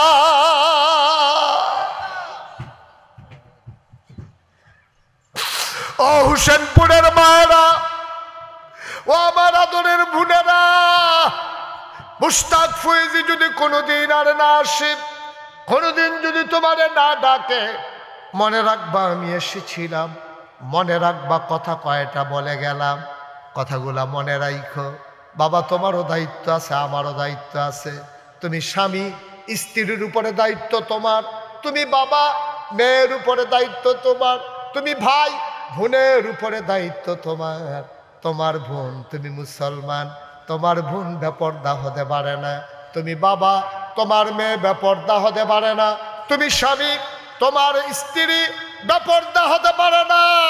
সুতরাং আজকে আমরা চলেন সবাই মিলে সিদ্ধান্ত নেই, এই গ্রাম আমার, এই দেশ আমার, এই সমাজ আমার, আমার সমাজ আমাকেই সুন্দর করা লাগবে। আসমান থেকে ফেরেশতা এসে সুন্দর করে দেবে না। আজকে সিদ্ধান্ত নেই, ফাতেমা মৃত্যুর পরেও লাশ হইয়া যেমন মানুষের সামনে লাশটাও দিতে চায় নাই, আমার এই হুসেনপুরের মায়েরা আজকে থেকে সিদ্ধান্ত নেক, আমার মায়েরা যেন পর্দা হয়ে বাজারে যাওয়া না লাগে। মেয়েরা স্কুলে যাবে পর্দা করে, ইউনিভার্সিটিতে পড়বে পর্দায় করে, বাজারে যাওয়া লাগলে, দোকানে যাওয়া লাগলে, ডাক্তার দেখানো লাগলে যাবে বুরকা পরে। ঠিক কিনা? পারবো না আমরা ইনশাআল্লাহ? আজকে 34 বছর মুশতাক ফয়েজী মাহফিল করি। এই মাঠটাতে আমি আরো আগে এসেছি। আমি বারবার কর্তৃপক্ষকে বলেছিলাম, এই মাঠেই যদি আয়োজন করেন আমাকে নিয়েন না, কারণ আপনারা এর আগে যখন আসছি, অনেক বছর আগে 2008-এ বোধহয় আমি আসছিলাম, তখনই আমি আসার পরে লোক জায়গা হয় না। তো এখন তো মোটামুটি আমাকে একটু কিছু মানুষ চিনে, তো সবাই আসবে। এই যে লোকগুলাকে আমি বসতে দিতে পারলাম না, আমি সত্যি লজ্জা পাচ্ছি। আপনারা মনে করেন আমার খুব আনন্দ, আমার কথা শুনে আপনারা আসছেন, দিনের কথাগুলো শোনার জন্য বসতে পারলেন না। তবে একটুকু আমি বুঝেছি, আমার মন সাক্ষী দিয়েছে, আজকে আপনারা বসতে পারেন আর না পারেন, মাগরিবের পরে আপনারা যেভাবে আজকের মাহফিলকে লোকে লোকারণ্য করে দিয়েছেন, আজকে আমার মন সাক্ষী দিয়েছে আল্লাহ আপনাদের এই মাহফিল কবুল করে নিয়েছেন। এই কবুল হওয়া মাহফিলটাতে আমি আপনাদেরকে 1 মিনিট একটু দোয়া করব, দরকার আছে নাকি নাই? কথা বলা দরকার আছে নাকি নাই? একটা লুকো দয়া করে উঠবেন না, সবাই মিলে আমরা দোয়া করে তারপরে এশার নামাজ হবে। তারপরে আমার আদরের কারি আব্দুল কাইয়ুম নিয়াজি, বাংলাদেশের আলোড়ন সৃষ্টিকারী বক্তা, অত্যন্ত সুমধুর কণ্ঠস্বর এবং মানুষকে আপনার শুনে খুশি হবেন তার ওয়াজ। একটা লুকো, ছেলে এই 2টা বাচ্চা যে উঠলো, আপনার কেউ কিছু বললেন না? হ্যাঁ, সমস্যা তো এই রে, বাংলাদেশের সমস্যাটা তো আমরা ধরতাম পারি না, চিকিৎসা করাম কেমনি? আমরা তখন রোগে থিতাইতে রুগী গেছে গা মইরা, তো চিকিৎসা হইব কেমনে? বাংলাদেশের সমস্যা হইল খারাপ কাম করেন না, মানুষের সংখ্যা বাংলাদেশও কম, খারাপ কাম করে 2-3টায়, কিন্তু আমরা দেশের ডাক দেউন না নাই। ঠিক কিনা কম? ডাক দিবেন। এই 2টা উঠতে গেছে, এই 2টারে যদি বয় দিতেন তো আরেকজন উঠলো না। তো আমরা এখন থেকে, ছেলে বসা, এখন থেকে আমরা এই যে উঠে তার কোনো বিচার হইতো না, যারা লগের তো উঠছে বিচার হইব। তারা যে না বুঝে না, তারা তো বুঝে, তো তারার লগের তো উঠতে গেল কেমনে? যার লগের তো উঠবো তার বিচার হইব। এখন থেকে যেতে উঠবো তার ভিতরে তো বুঝে না, তো বুঝতে কোনো উঠলো না। ঠিক নিও, সোজা আপনারা খেয়াল রাখেন কারা উঠে। তোমরা এমনি দৌড়াদৌড়ি করতেছো, রমেশ ভাই কই গেল? ভাই যে কই গেছিলে বেড়া? মার হাবা কন। তো যেই কথাটা কইছিলাম, আমি আইয়া শুনলাম যে আল্লাহর খাস মেহরবানি, যে এই মসজিদে আমিও আইয়া দেখছিলাম এটা, ওই যে আগে আসলাম। আর আমরা হুবুর বাড়ি এই হোসেনপুর ভুইয়া বাড়ি, ওই যে চেয়ারম্যান সব ছিল যে আব্দুল সালাম চেয়ারম্যান, এই বাড়িতে আমরা হুফু বিয়া দিছি। আমার ফুফার নাম ছিল আব্দুল সাত্তার। অনেক আগে উনি এন্তেকাল করছে, সংগ্রামের আগে না পরে দিয়ে এরকম জায়গা হ্যাবলা আমি হইছিও না। আচ্ছা হইছি হইছি। হ্যাঁ তো হ্যাঁ কি আরে বস মার হাবা কর। তা আমাদের এই যে মসজিদরা আমি আইয়া শুনলাম, আমার খুব খুশি লাগছে, ভাল লাগছে যে দেখেন মসজিদরা বাইরটা হইতে বুড়ায় লম্বা বেড়াইতে যেমন বয়স হয়ে গেলে বাইরটা হইয়াছে গিয়া, আমরা এই মসজিদরাও দেখেন কই আসছি রোসাপ তখন বাইরটা হইতে কই ইয়া পড়ছে, বয়স হয়েছে যেটা মসজিদে দেখলে বোঝা যায়। কি ক এই মসজিদরা তারা কইছে নতুন করে ওসা কইরা সুন্দর করে ফাউন্ডেশন দিয়া তুলবো। মসজিদরা করতে গিয়া আমার অত্যন্ত আনন্দিত একটা আনন্দের খবর আছে। হাজি আবু তাহার কারাইরা হাজি আবু তাহার কৌ এই এবারে হাজি আবু তাহের এই মসজিদ করতে গিয়া যত রড লাগে, আবার রডের মধ্যে বাস দেওয়া বইতে না না আপনার দেশও দেয় তো দেয়। এই হাজি আবু তাহের যত রড লাগে মসজিদ করতে, এই জনাব আলহাজ আবু তাহের সাহেব সবগুলা রড উনি দিয়া দেবেন। সবাই বলেন মারহাবা। কবুল কর, মঞ্জুর কর, মনের আশা পূরণ করে দাও। হাজি সোবহান চৌধুরী কেনা এবার বড় ভাই কো এবার আসেনি, কই গেছে? হ্যাঁ আরে কথা বলতে পারেন না কি বিদেশ রাহে না কি দেখা গেছে না বাইক উত্তর হয়েছে কইতে পারেন না? স্বাস্থ্য খারাপ তো এটা তো একটা ভালো কথা। তো যখন দোয়া করেন যে জুম করে জনাব আলহাজ সুবান চৌধুরী সাহেব উনি দিয়া দেবেন 30,000 ইট। বলো মারহাবা। 30,000 ইট হইলে ইট কোনো আর লাগতো না। আর এবারে 30,000 ইট দিতে পারবো, আরো 5,000 ইট লাগলে এবারে দিতেও পারবো। ঠিক নিও বিরিক্রি তত সারছে কাম। মসজিদটা যদি ব্রিক ফিল্ডের লগে হইতো তত আরো ভালো আছি। আচ্ছা মাশাল্লাহ, যত ইট লাগে এই সোবান চৌধুরী ইনশাল্লাহ দিয়া দিব। হাজি রমিজ উদ্দিন কারাইরা যে আমি যে রমিজ ভাই ডাকতেছি এবারা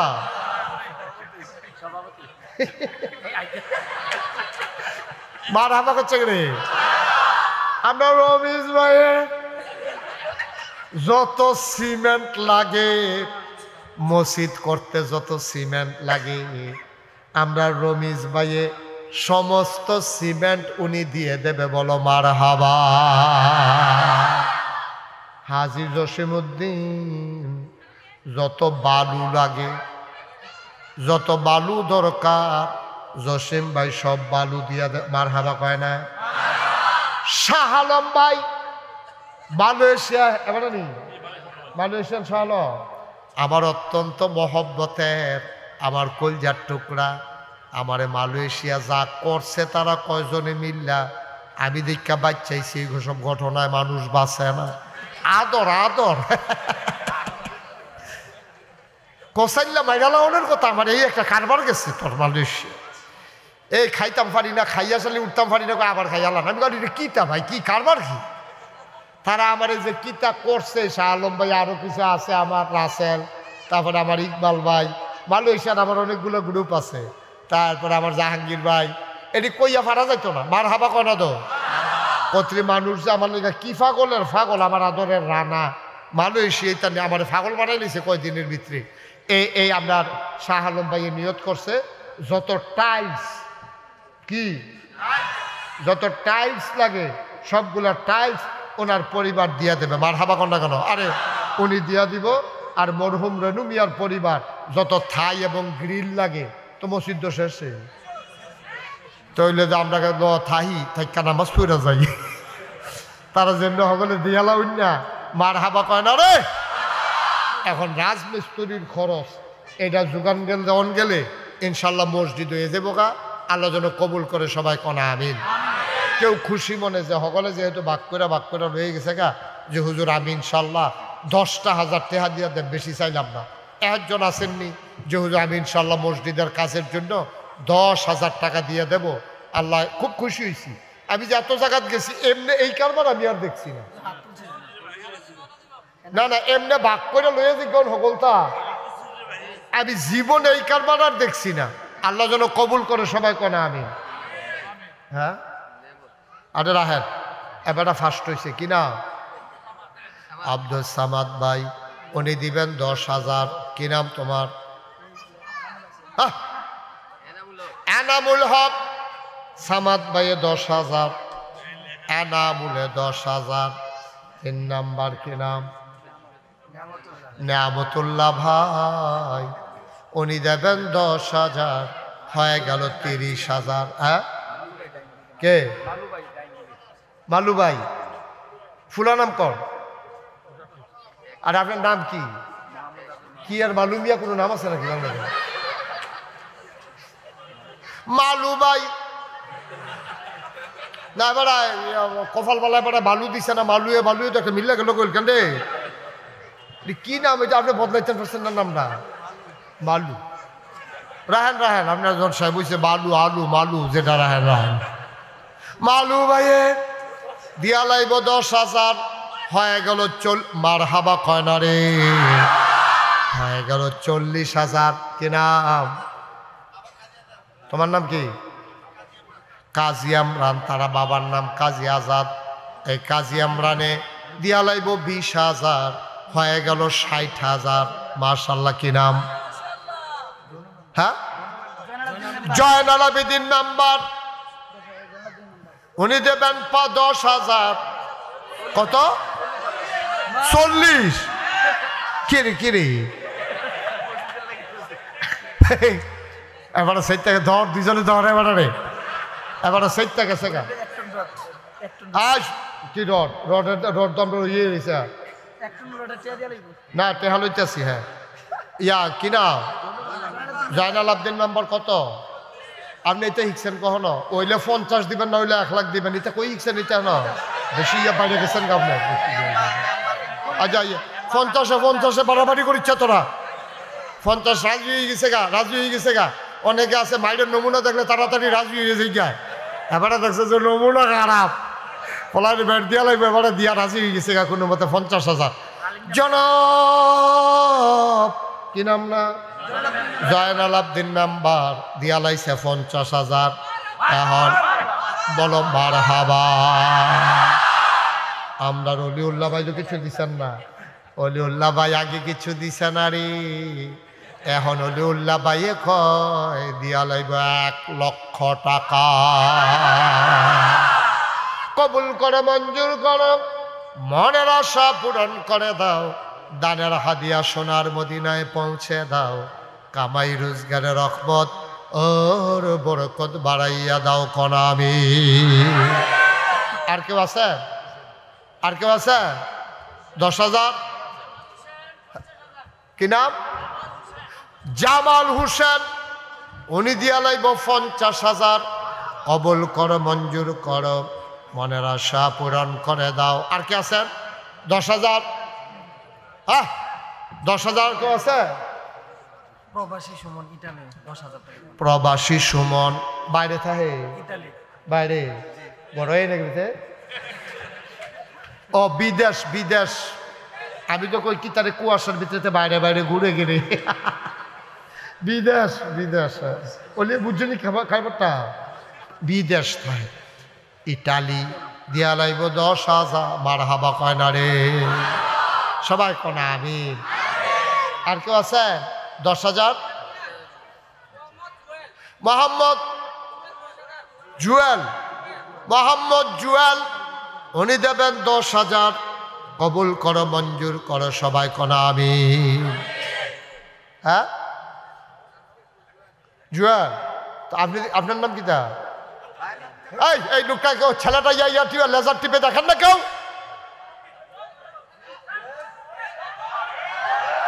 থাক হয়েছে, ডরাইছে। হ্যাঁ ডরাইছে না, তারে তো উদ্দেশ্য ডর দেখালে তো তার কি মারণ উদ্দেশ্য নিহি। মোহাম্মদ জাকির হোসেন 10,000। জুয়েলি দিছে 10,000। জাকির হোসেন 10,000 বলছি। কবুল করো মঞ্জুর করো। আয় ছেলে আয়, এই লোকটা এরকম করতেছে কে রে? কিতা তুমি কিতা করো এটা লড়াচড়া করো না আমিন কন মাশাআল্লাহ। এরপরে কাজ শোনার কাজ শুরু হইলে আমার যদ্দূর ধারণা হয়েছে এখানে অনেক লোক আছে, আন্তরিকতা আছে, ইনশাল্লাহ হয়ে যাবে, কাজ আটকাবে না। আমি আবার আসব, তখন আসব মসজিদ উদ্বোধন করার জন্য ইনশাআল্লাহ। কথা ঠিক আছে না? ইনশাআল্লাহ ব্যবস্থা হয়ে যাবে। হ্যাঁ ঠিক আছে, আবার আগে দিয়ে আইতে হইব। হ্যাঁ এবার আর ইয়া বেশি, হ্যাঁ আবেগ আবেগ টান। হ্যাঁ হ্যাঁ হ্যাঁ ঠিক আছে ভাইয়া, হ্যাঁ অসুবিধা নেই। ওলি 1 টন রড দেবে আর 1 লক্ষ টাকা দেবে বলছে, এটা শুনেন নাই আপনি, এই জন্য সমস্যা। কে রে অলি ভাইয়া প্রথম দিতে অলি কইছে।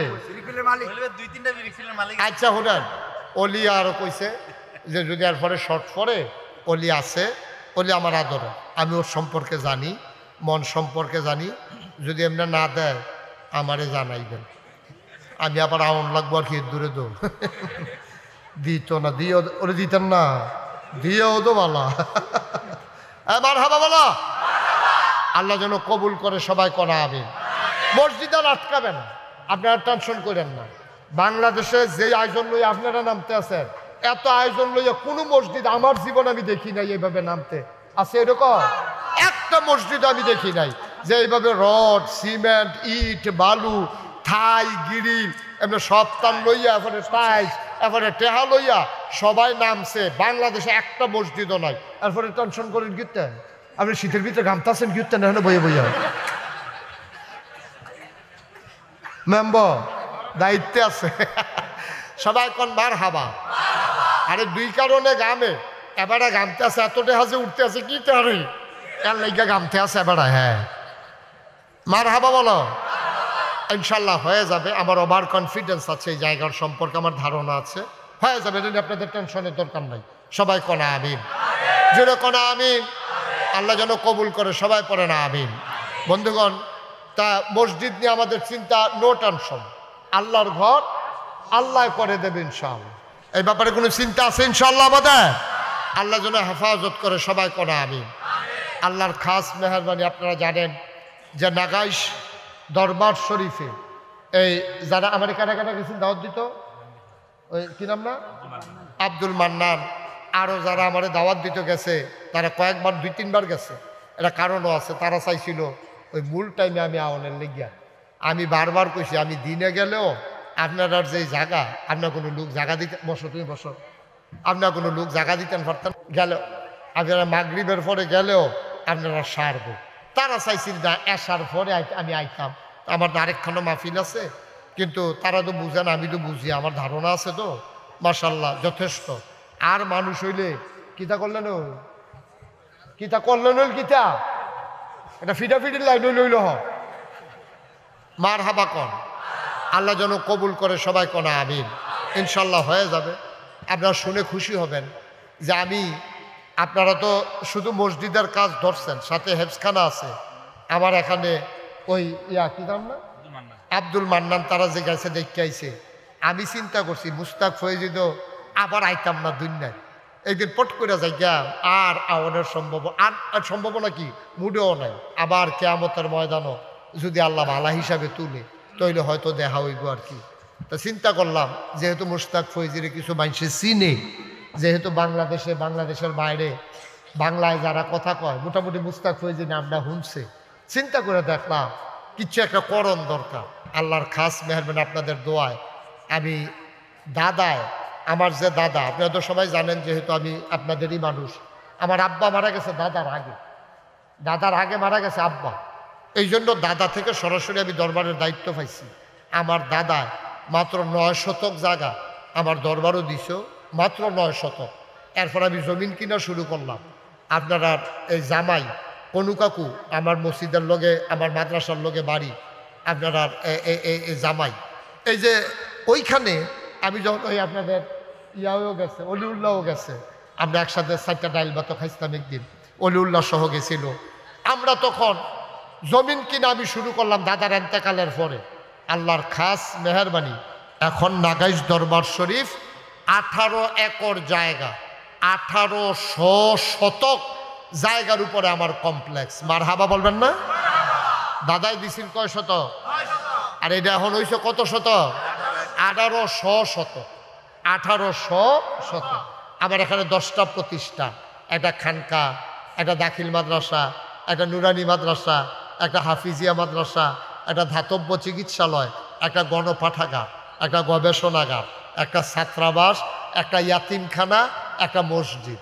আমার মসজিদরা, আপনার তো জায়গা কম, আপনারা তারপর আমার সাথে পরামর্শ করবেন। মসজিদের ব্যাপারে আমার অভিজ্ঞতা আছে, আপনারা কিন্তু হুট করে কাজ ধরেন না। মসজিদে কেমনে ফাউন্ডেশন দিতে হবে, ইঞ্জিনিয়ার দিয়ে কেমনে ড্রয়িং করাইতে হবে, এই ব্যাপারে আমার অভিজ্ঞতা আছে। ড্রয়িং শেষ হলে আমাকে দেখাবেন, না দেখাইয়া কাজে হাত দিবেন না, অনেক ফাঁক ফুকর আছে হেন। এই আমি তখন আমার চিন্তা করলাম যে বড় কইরা ইনশাল্লাহ দরবারে একটা মসজিদ করা। আমার ইঞ্জিনিয়াররা মিল্লা যে ড্রয়িং করে আনছে আমারে দেখাইছে, পর আমি ডরাইছি। আমি বলে কি তারে? কহুজুর মসজিদ। আমি বলি একটু বড় দেখা যায় দি। কহুজুর একটু বড় হয়ে, আমি কীরকম বড়? একসাথে নামাজ পড়তে পারবে 6000 লোক। কয় হাজার? নিচতলায় হাসপাতাল, সবটা মিলে 20,000 স্কোয়ার ফুট জায়গার উপরে আমার নিচতলায় হাসপাতাল, দোতলায় 3তলায় মসজিদ। মসজিদ মাদ্রাসা কতই আছে, কিন্তু সারাটা বাংলাদেশের গ্রাম পর্যায়ে কয়টা হাসপাতাল আছে? আমি চিন্তা করলাম গরিব দুঃখী মানুষগুলা একটু চিকিৎসা পাওয়া দরকার আছে, তাদের অধিকার। এই জন্য আমি নিচতলায় ফ্রি হাসপাতাল করে দিচ্ছি, যেন মানুষ চিকিৎসা নিয়ে যাইতে পারে। আপনারা যদি অসুখটা লইয়া নাগাস পর্যন্ত যাইতেন পারেন, আল্লাহ আল্লাহ কইরা চিকিৎসা রেডি। মারহাবা করেন না কেন?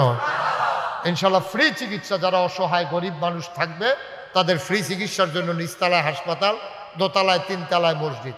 পয়লা আমারে তারা কইছে, তারা আমি জিগেলাম এটা যে মসজিদ করবি তোরা, এটা করতে কীরকম লাগবো? কই হুজুর 15 কোটি টাকা। কয় কোটি? আমি কই বেড়া 15 কোটি টাকা এটি খেলা কথা, এত টাকা আমি তো জীবনে 1 কোটি টাকা একখানো দেখছি না, তোরা দেখছ? কয় না আমরাও দেখছি না। কিন্তু 15 কোটি টাকা এটাকে আন্দাজ করে কাম করুন লাগে না? কই হুজুর ডরাইয়েন না, এই শুরু করেন। তখন আমি একটা নিয়ত করছিলাম, আল্লাহ 33 বছর তো মাহফিল করি বাংলাদেশও, এই বছরে না 34 হয়েছে। 33 বছরের জীবনে কত জায়গাত মাহফিল করলাম, কত জায়গাত গেলাম, কত টেহা আমারে মানুষে দিছে। আল্লাহ তুমি তো আমার সুস্থ রক্ষা করাইছো 33 বছর মাহফিল। 1 বছর মাহফিল করে যত টাকা হাদিয়া পাই, পুরো 1 বছরের হাদিয়া আমার মসজিদ আমি দিয়ে দেবো ইনশাআল্লাহ। আমি 25 লক্ষ টাকা দিয়া তারপরে মসজিদের কাজ শুরু করছি। মারহাবা বলবেন না? কয়লা না কথা না, কয়লা 25 লাখ টাকা দিয়া কাজ শুরু করছি। 1 তলার ছাদ হইছে। ছাদের দিন ইঞ্জিনিয়ারে আমার আলগাত নিয়ে কয় হুজুর ওই যে কইছেন যে এই মসজিদের কথা, এটা 15 কোটি কইতাম না, ওই তো না। আমি কি তৈব? ওই 30 কোটি লাগবে। আমি কতক্ষণ ফিট আমারে হালাইয়া মসজিদ করতাম, কইলাম কি হুজুর ডরাইয়া না, আগাইতে থাকে না, এটা আটকায় না।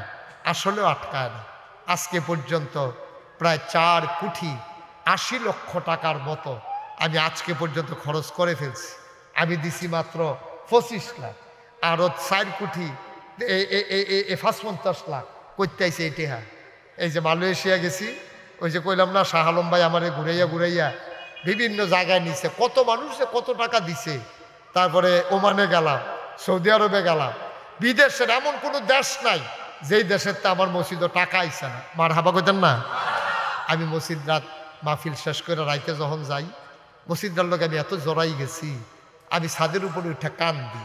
আল্লাহ তোমার বন্ধু নবী বলেছেন, মাম বানা লিল্লাহি মসজিদান বানাল্লাহু লাহু বাইতান ফিল জান্নাহ, যে দুনিয়ায় মসজিদ বানাবে তুমি নাকি জান্নাতে তার জন্য ঘর বানাবে। আল্লাহ আমার এই মসজিদের উসিলায় তুমি জান্নাতে ঘর বানাই দিও। আমি কত দোয়া করি, আমি কান্দি, ঘুমাইতে গেলে স্বপ্নে দেখি মসজিদ, খাইতে গেলে চোখের সামনে আমার মসজিদ ভেসে উঠে। আমি প্রাণ ভরে আপনাদের জন্য দোয়া করি। আপনারা আমার কাছের মানুষ, কত হগিন্নি বেডির টেহা, কত রিক্সাওয়ালার টাকা, কত সিএনজি ড্রাইভারের টাকা, কত মানুষের টাকা যে আমার এই মসজিদে লাগছে।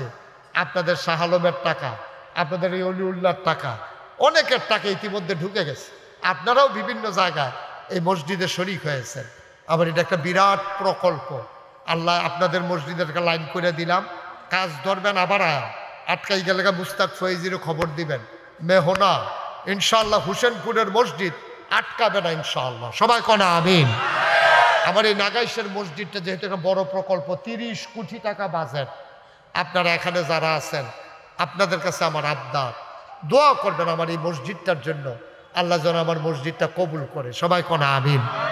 একটা লোক এখনো পারবেন যে হুজুর ইনশাআল্লাহ আপনার মসজিদের জন্য আমি ইনশাআল্লাহ 5,000 টাকা দিয়ে দেব, দোয়া করে দিয়ে। মাশাআল্লাহ, আমার এক ভাই উনি 5,000 টাকা, হ্যাঁ ও মেম্বার সাহেব, হ্যাঁ মেম্বার সাহেব, ইনশাআল্লাহ মেম্বার সাহেবে 5,000 টাকা দিব নিয়ত করছে। কি নাম? এনামুল। এনামুলে দিব 5,000।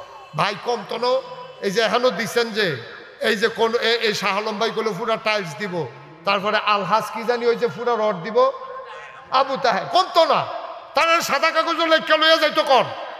যদি এই রড দেওয়ার কারণে কন্যা জায়গায় আমরা সকলে চান্দা তুললে তার টেহা ফেরত দিয়া দেন, কমবে না বরংস বাড়বে। ঠিক কিনা কন? কমবে না বরংস বাড়বে। এটার কারণে আল্লাহ ঢাইলা দেবে, নিয়া কুলাইতে পারবেন না ইনশাআল্লাহ। দেন যারা বলছেন তাড়াতাড়ি, আবার আবার দেরি করা যাবে না, অতি দ্রুত। আর পরে নামাজ আছে, বক্তা আছে, আমাদের শহীদ ভাই আপনাদের কাছ থেকে একটু দোয়া নেবেন। আর কে আছেন যে হুজুর ইনশাআল্লাহ আপনার মসজিদের জন্য আমি একটু শরিক রইলাম, ওই মাশাআল্লাহ আমার আরেক ভাই উনি দেবেন 5,000 টাকা। মাশাআল্লাহ, আল্লাহ যেন কবুল করে। সবাই কনা আমিন ইনশাআল্লাহ। ইনশাআল্লাহ আল্লাহ বরকত দেবে। একটা লোকও খালি যাইয়েন না, আল্লাহ ডাইল্লা দিব, লইয়া কুলাইতেন পারতেন না, আল্লাহ ডাইল্লা দিব, লইয়া কুলাইতে পারবেন না ইনশাআল্লাহ। আয় ছেলে আয় বসো। হ্যাঁ ও টাকার লেগে ফাটাইছে তো, হইলে 2-3 বার যাও। আচ্ছা ইনশাআল্লাহ, তো হইলে 2-3 বার উঠতে পারবো তে, যেহেতু টেহা আনবো তে যাইবো আর আইবো প্রতিবারে টেহা আইবো, খারাপ কি কেন? হ্যাঁ মাশাআল্লাহ, উঠান না, আমরা সবাই মিলে একটু শরিক থাকবো। আমার এই মসজিদটা আমার একটা স্বপ্ন, আমার জীবনের একটা বিরাট চাওয়া, আল্লাহ যেন পাওয়ায় পূর্ণতা দেয়। সবাই কনা আমিন। একটা লোকও খালি যাইয়েন না, একটা লোকও খালি যাইয়েন না। 100 লোকে 1,000 টাকা করে দিলে 1 লাখ টাকা হয়ে যায়, এটা কোনো কঠিন বিষয় না, আল্লাহ ঢাইলা দেবে ইনশাল্লাহ। আসেননি কেউ যে হুজুর আমি ইনশাল্লাহ 1,000 টাকা দিলাম, আমি 2,000 টাকা দিলাম? যারা দিতে চান আল্লাহ ঢাইলা দেবে ইনশাল্লাহ। নাই 1,000 টাকা দেওয়ার মতো লোক নাই। আচ্ছা, আমার অলিউল্লাহ আগে একবার 1 লাখ টাকা দিছে, আবার ইনশাল্লাহ 10,000 টাকা দিয়া দেবে। এই একজন নাও, ওই দেন, ওর কাছে দেন, হাসান নাও। আরো যারা দিতে চায় ওই যে ওইখানে আছে, যারা দিতে চায় দেন, বিসমিল্লাহ কইয়া দেন, আল্লাহ দিব, আল্লাহ দিব। আল্লাহ লইয়া কুলাইতেন পারতেন না, 100, 200, 10, 20, 50 সামান্য সবাই মিলে আমরা শরিক থাকি ইনশাআল্লাহ। আল্লাহ যেন বরকত দেয়, আমি প্রাণ ভরে দোয়া করব। এই সবাই বসা থাকেন। হ্যাঁ আচ্ছা যাও তোমরা, যদি কেউ 2-1 যাও যদি কেউ দিতে চায়। আর এই ফাঁকে এই মাইকের ওই হরেনটা দাও, আরে মাইক্রোফোনটা দাও। এই পর্যায়ে আমাদের সামনে কথা বলছেন দেবিদ্বারের মাটি ও মানুষের নেতা, আমার প্রিয় ভাই জনাব সাইফুল ইসলাম শহীদ।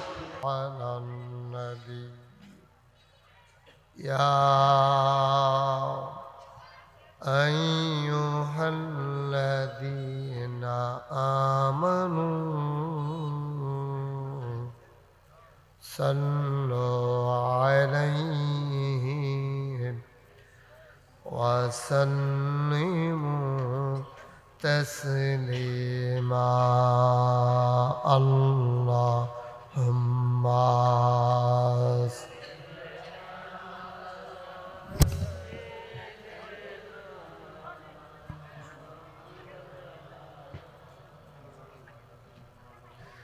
وعلى آل سيدنا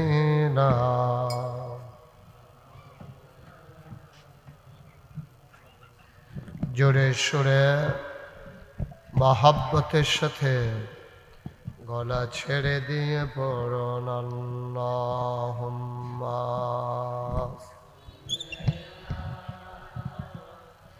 পেট করো, ভালো করে পড়াবো, লাভ করো। وعلى آل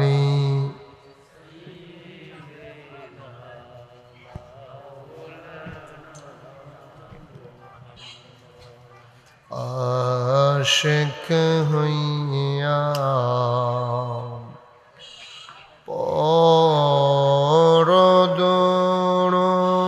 পরদরদ মাশুক তোমার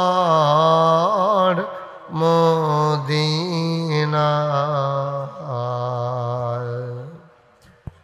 আশিক হইয়া পরদরদ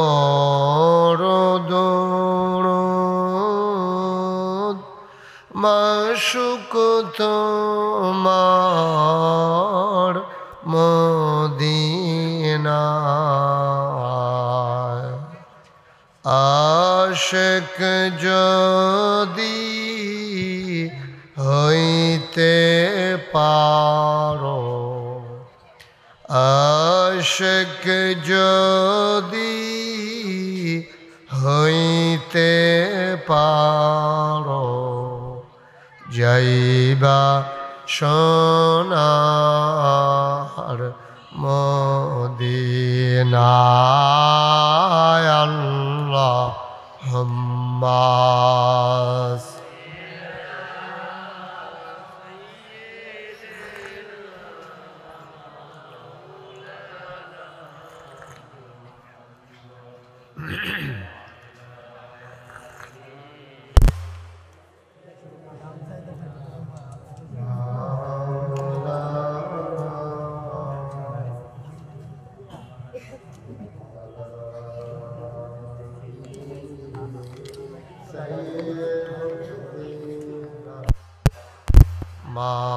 মাওলানা লা ইলাহা ইল্লাল্লাহ লা ইলাহা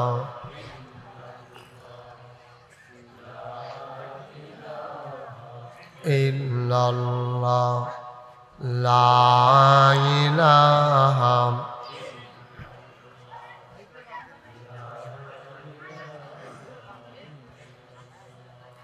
لا إله لا إله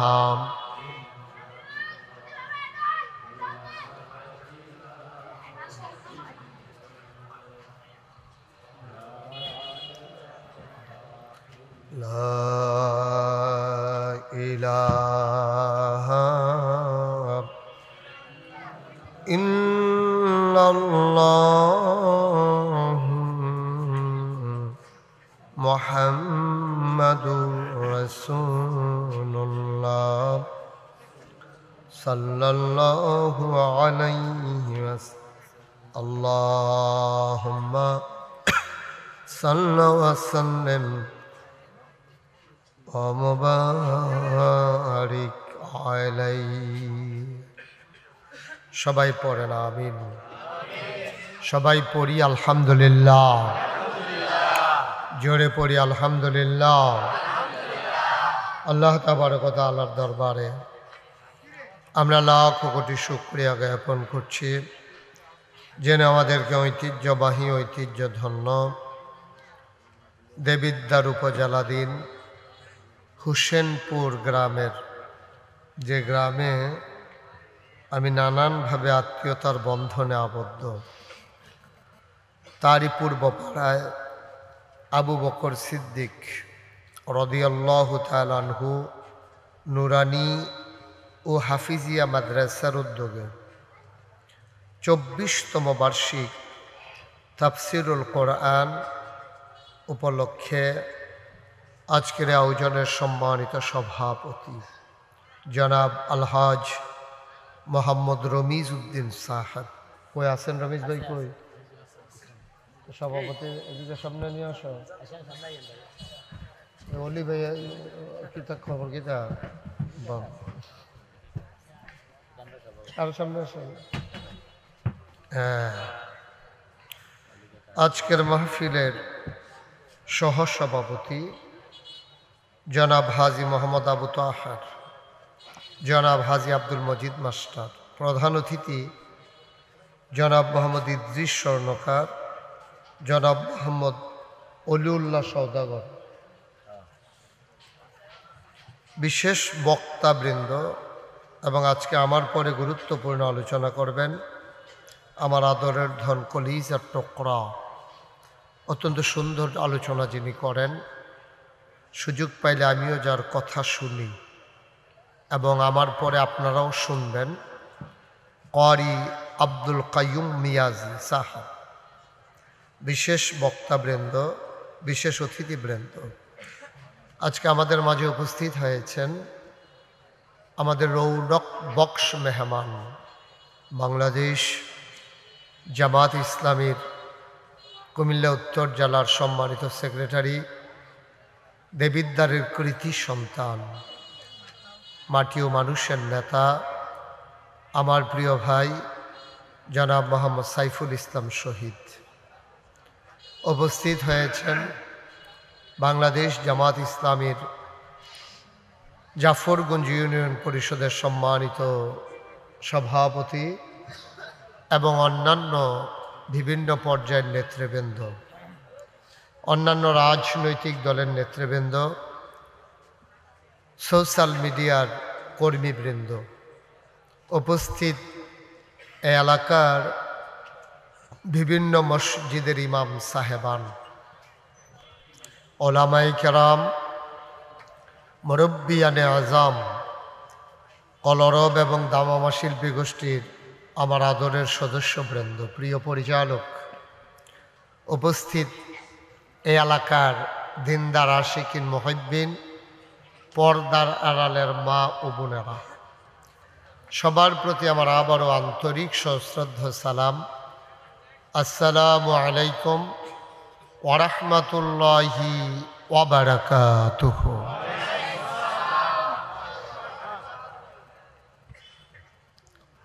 মাগরিবের পরে মোবারক সময়ে যিনি আমাদেরকে কবুল করে নিয়েছেন,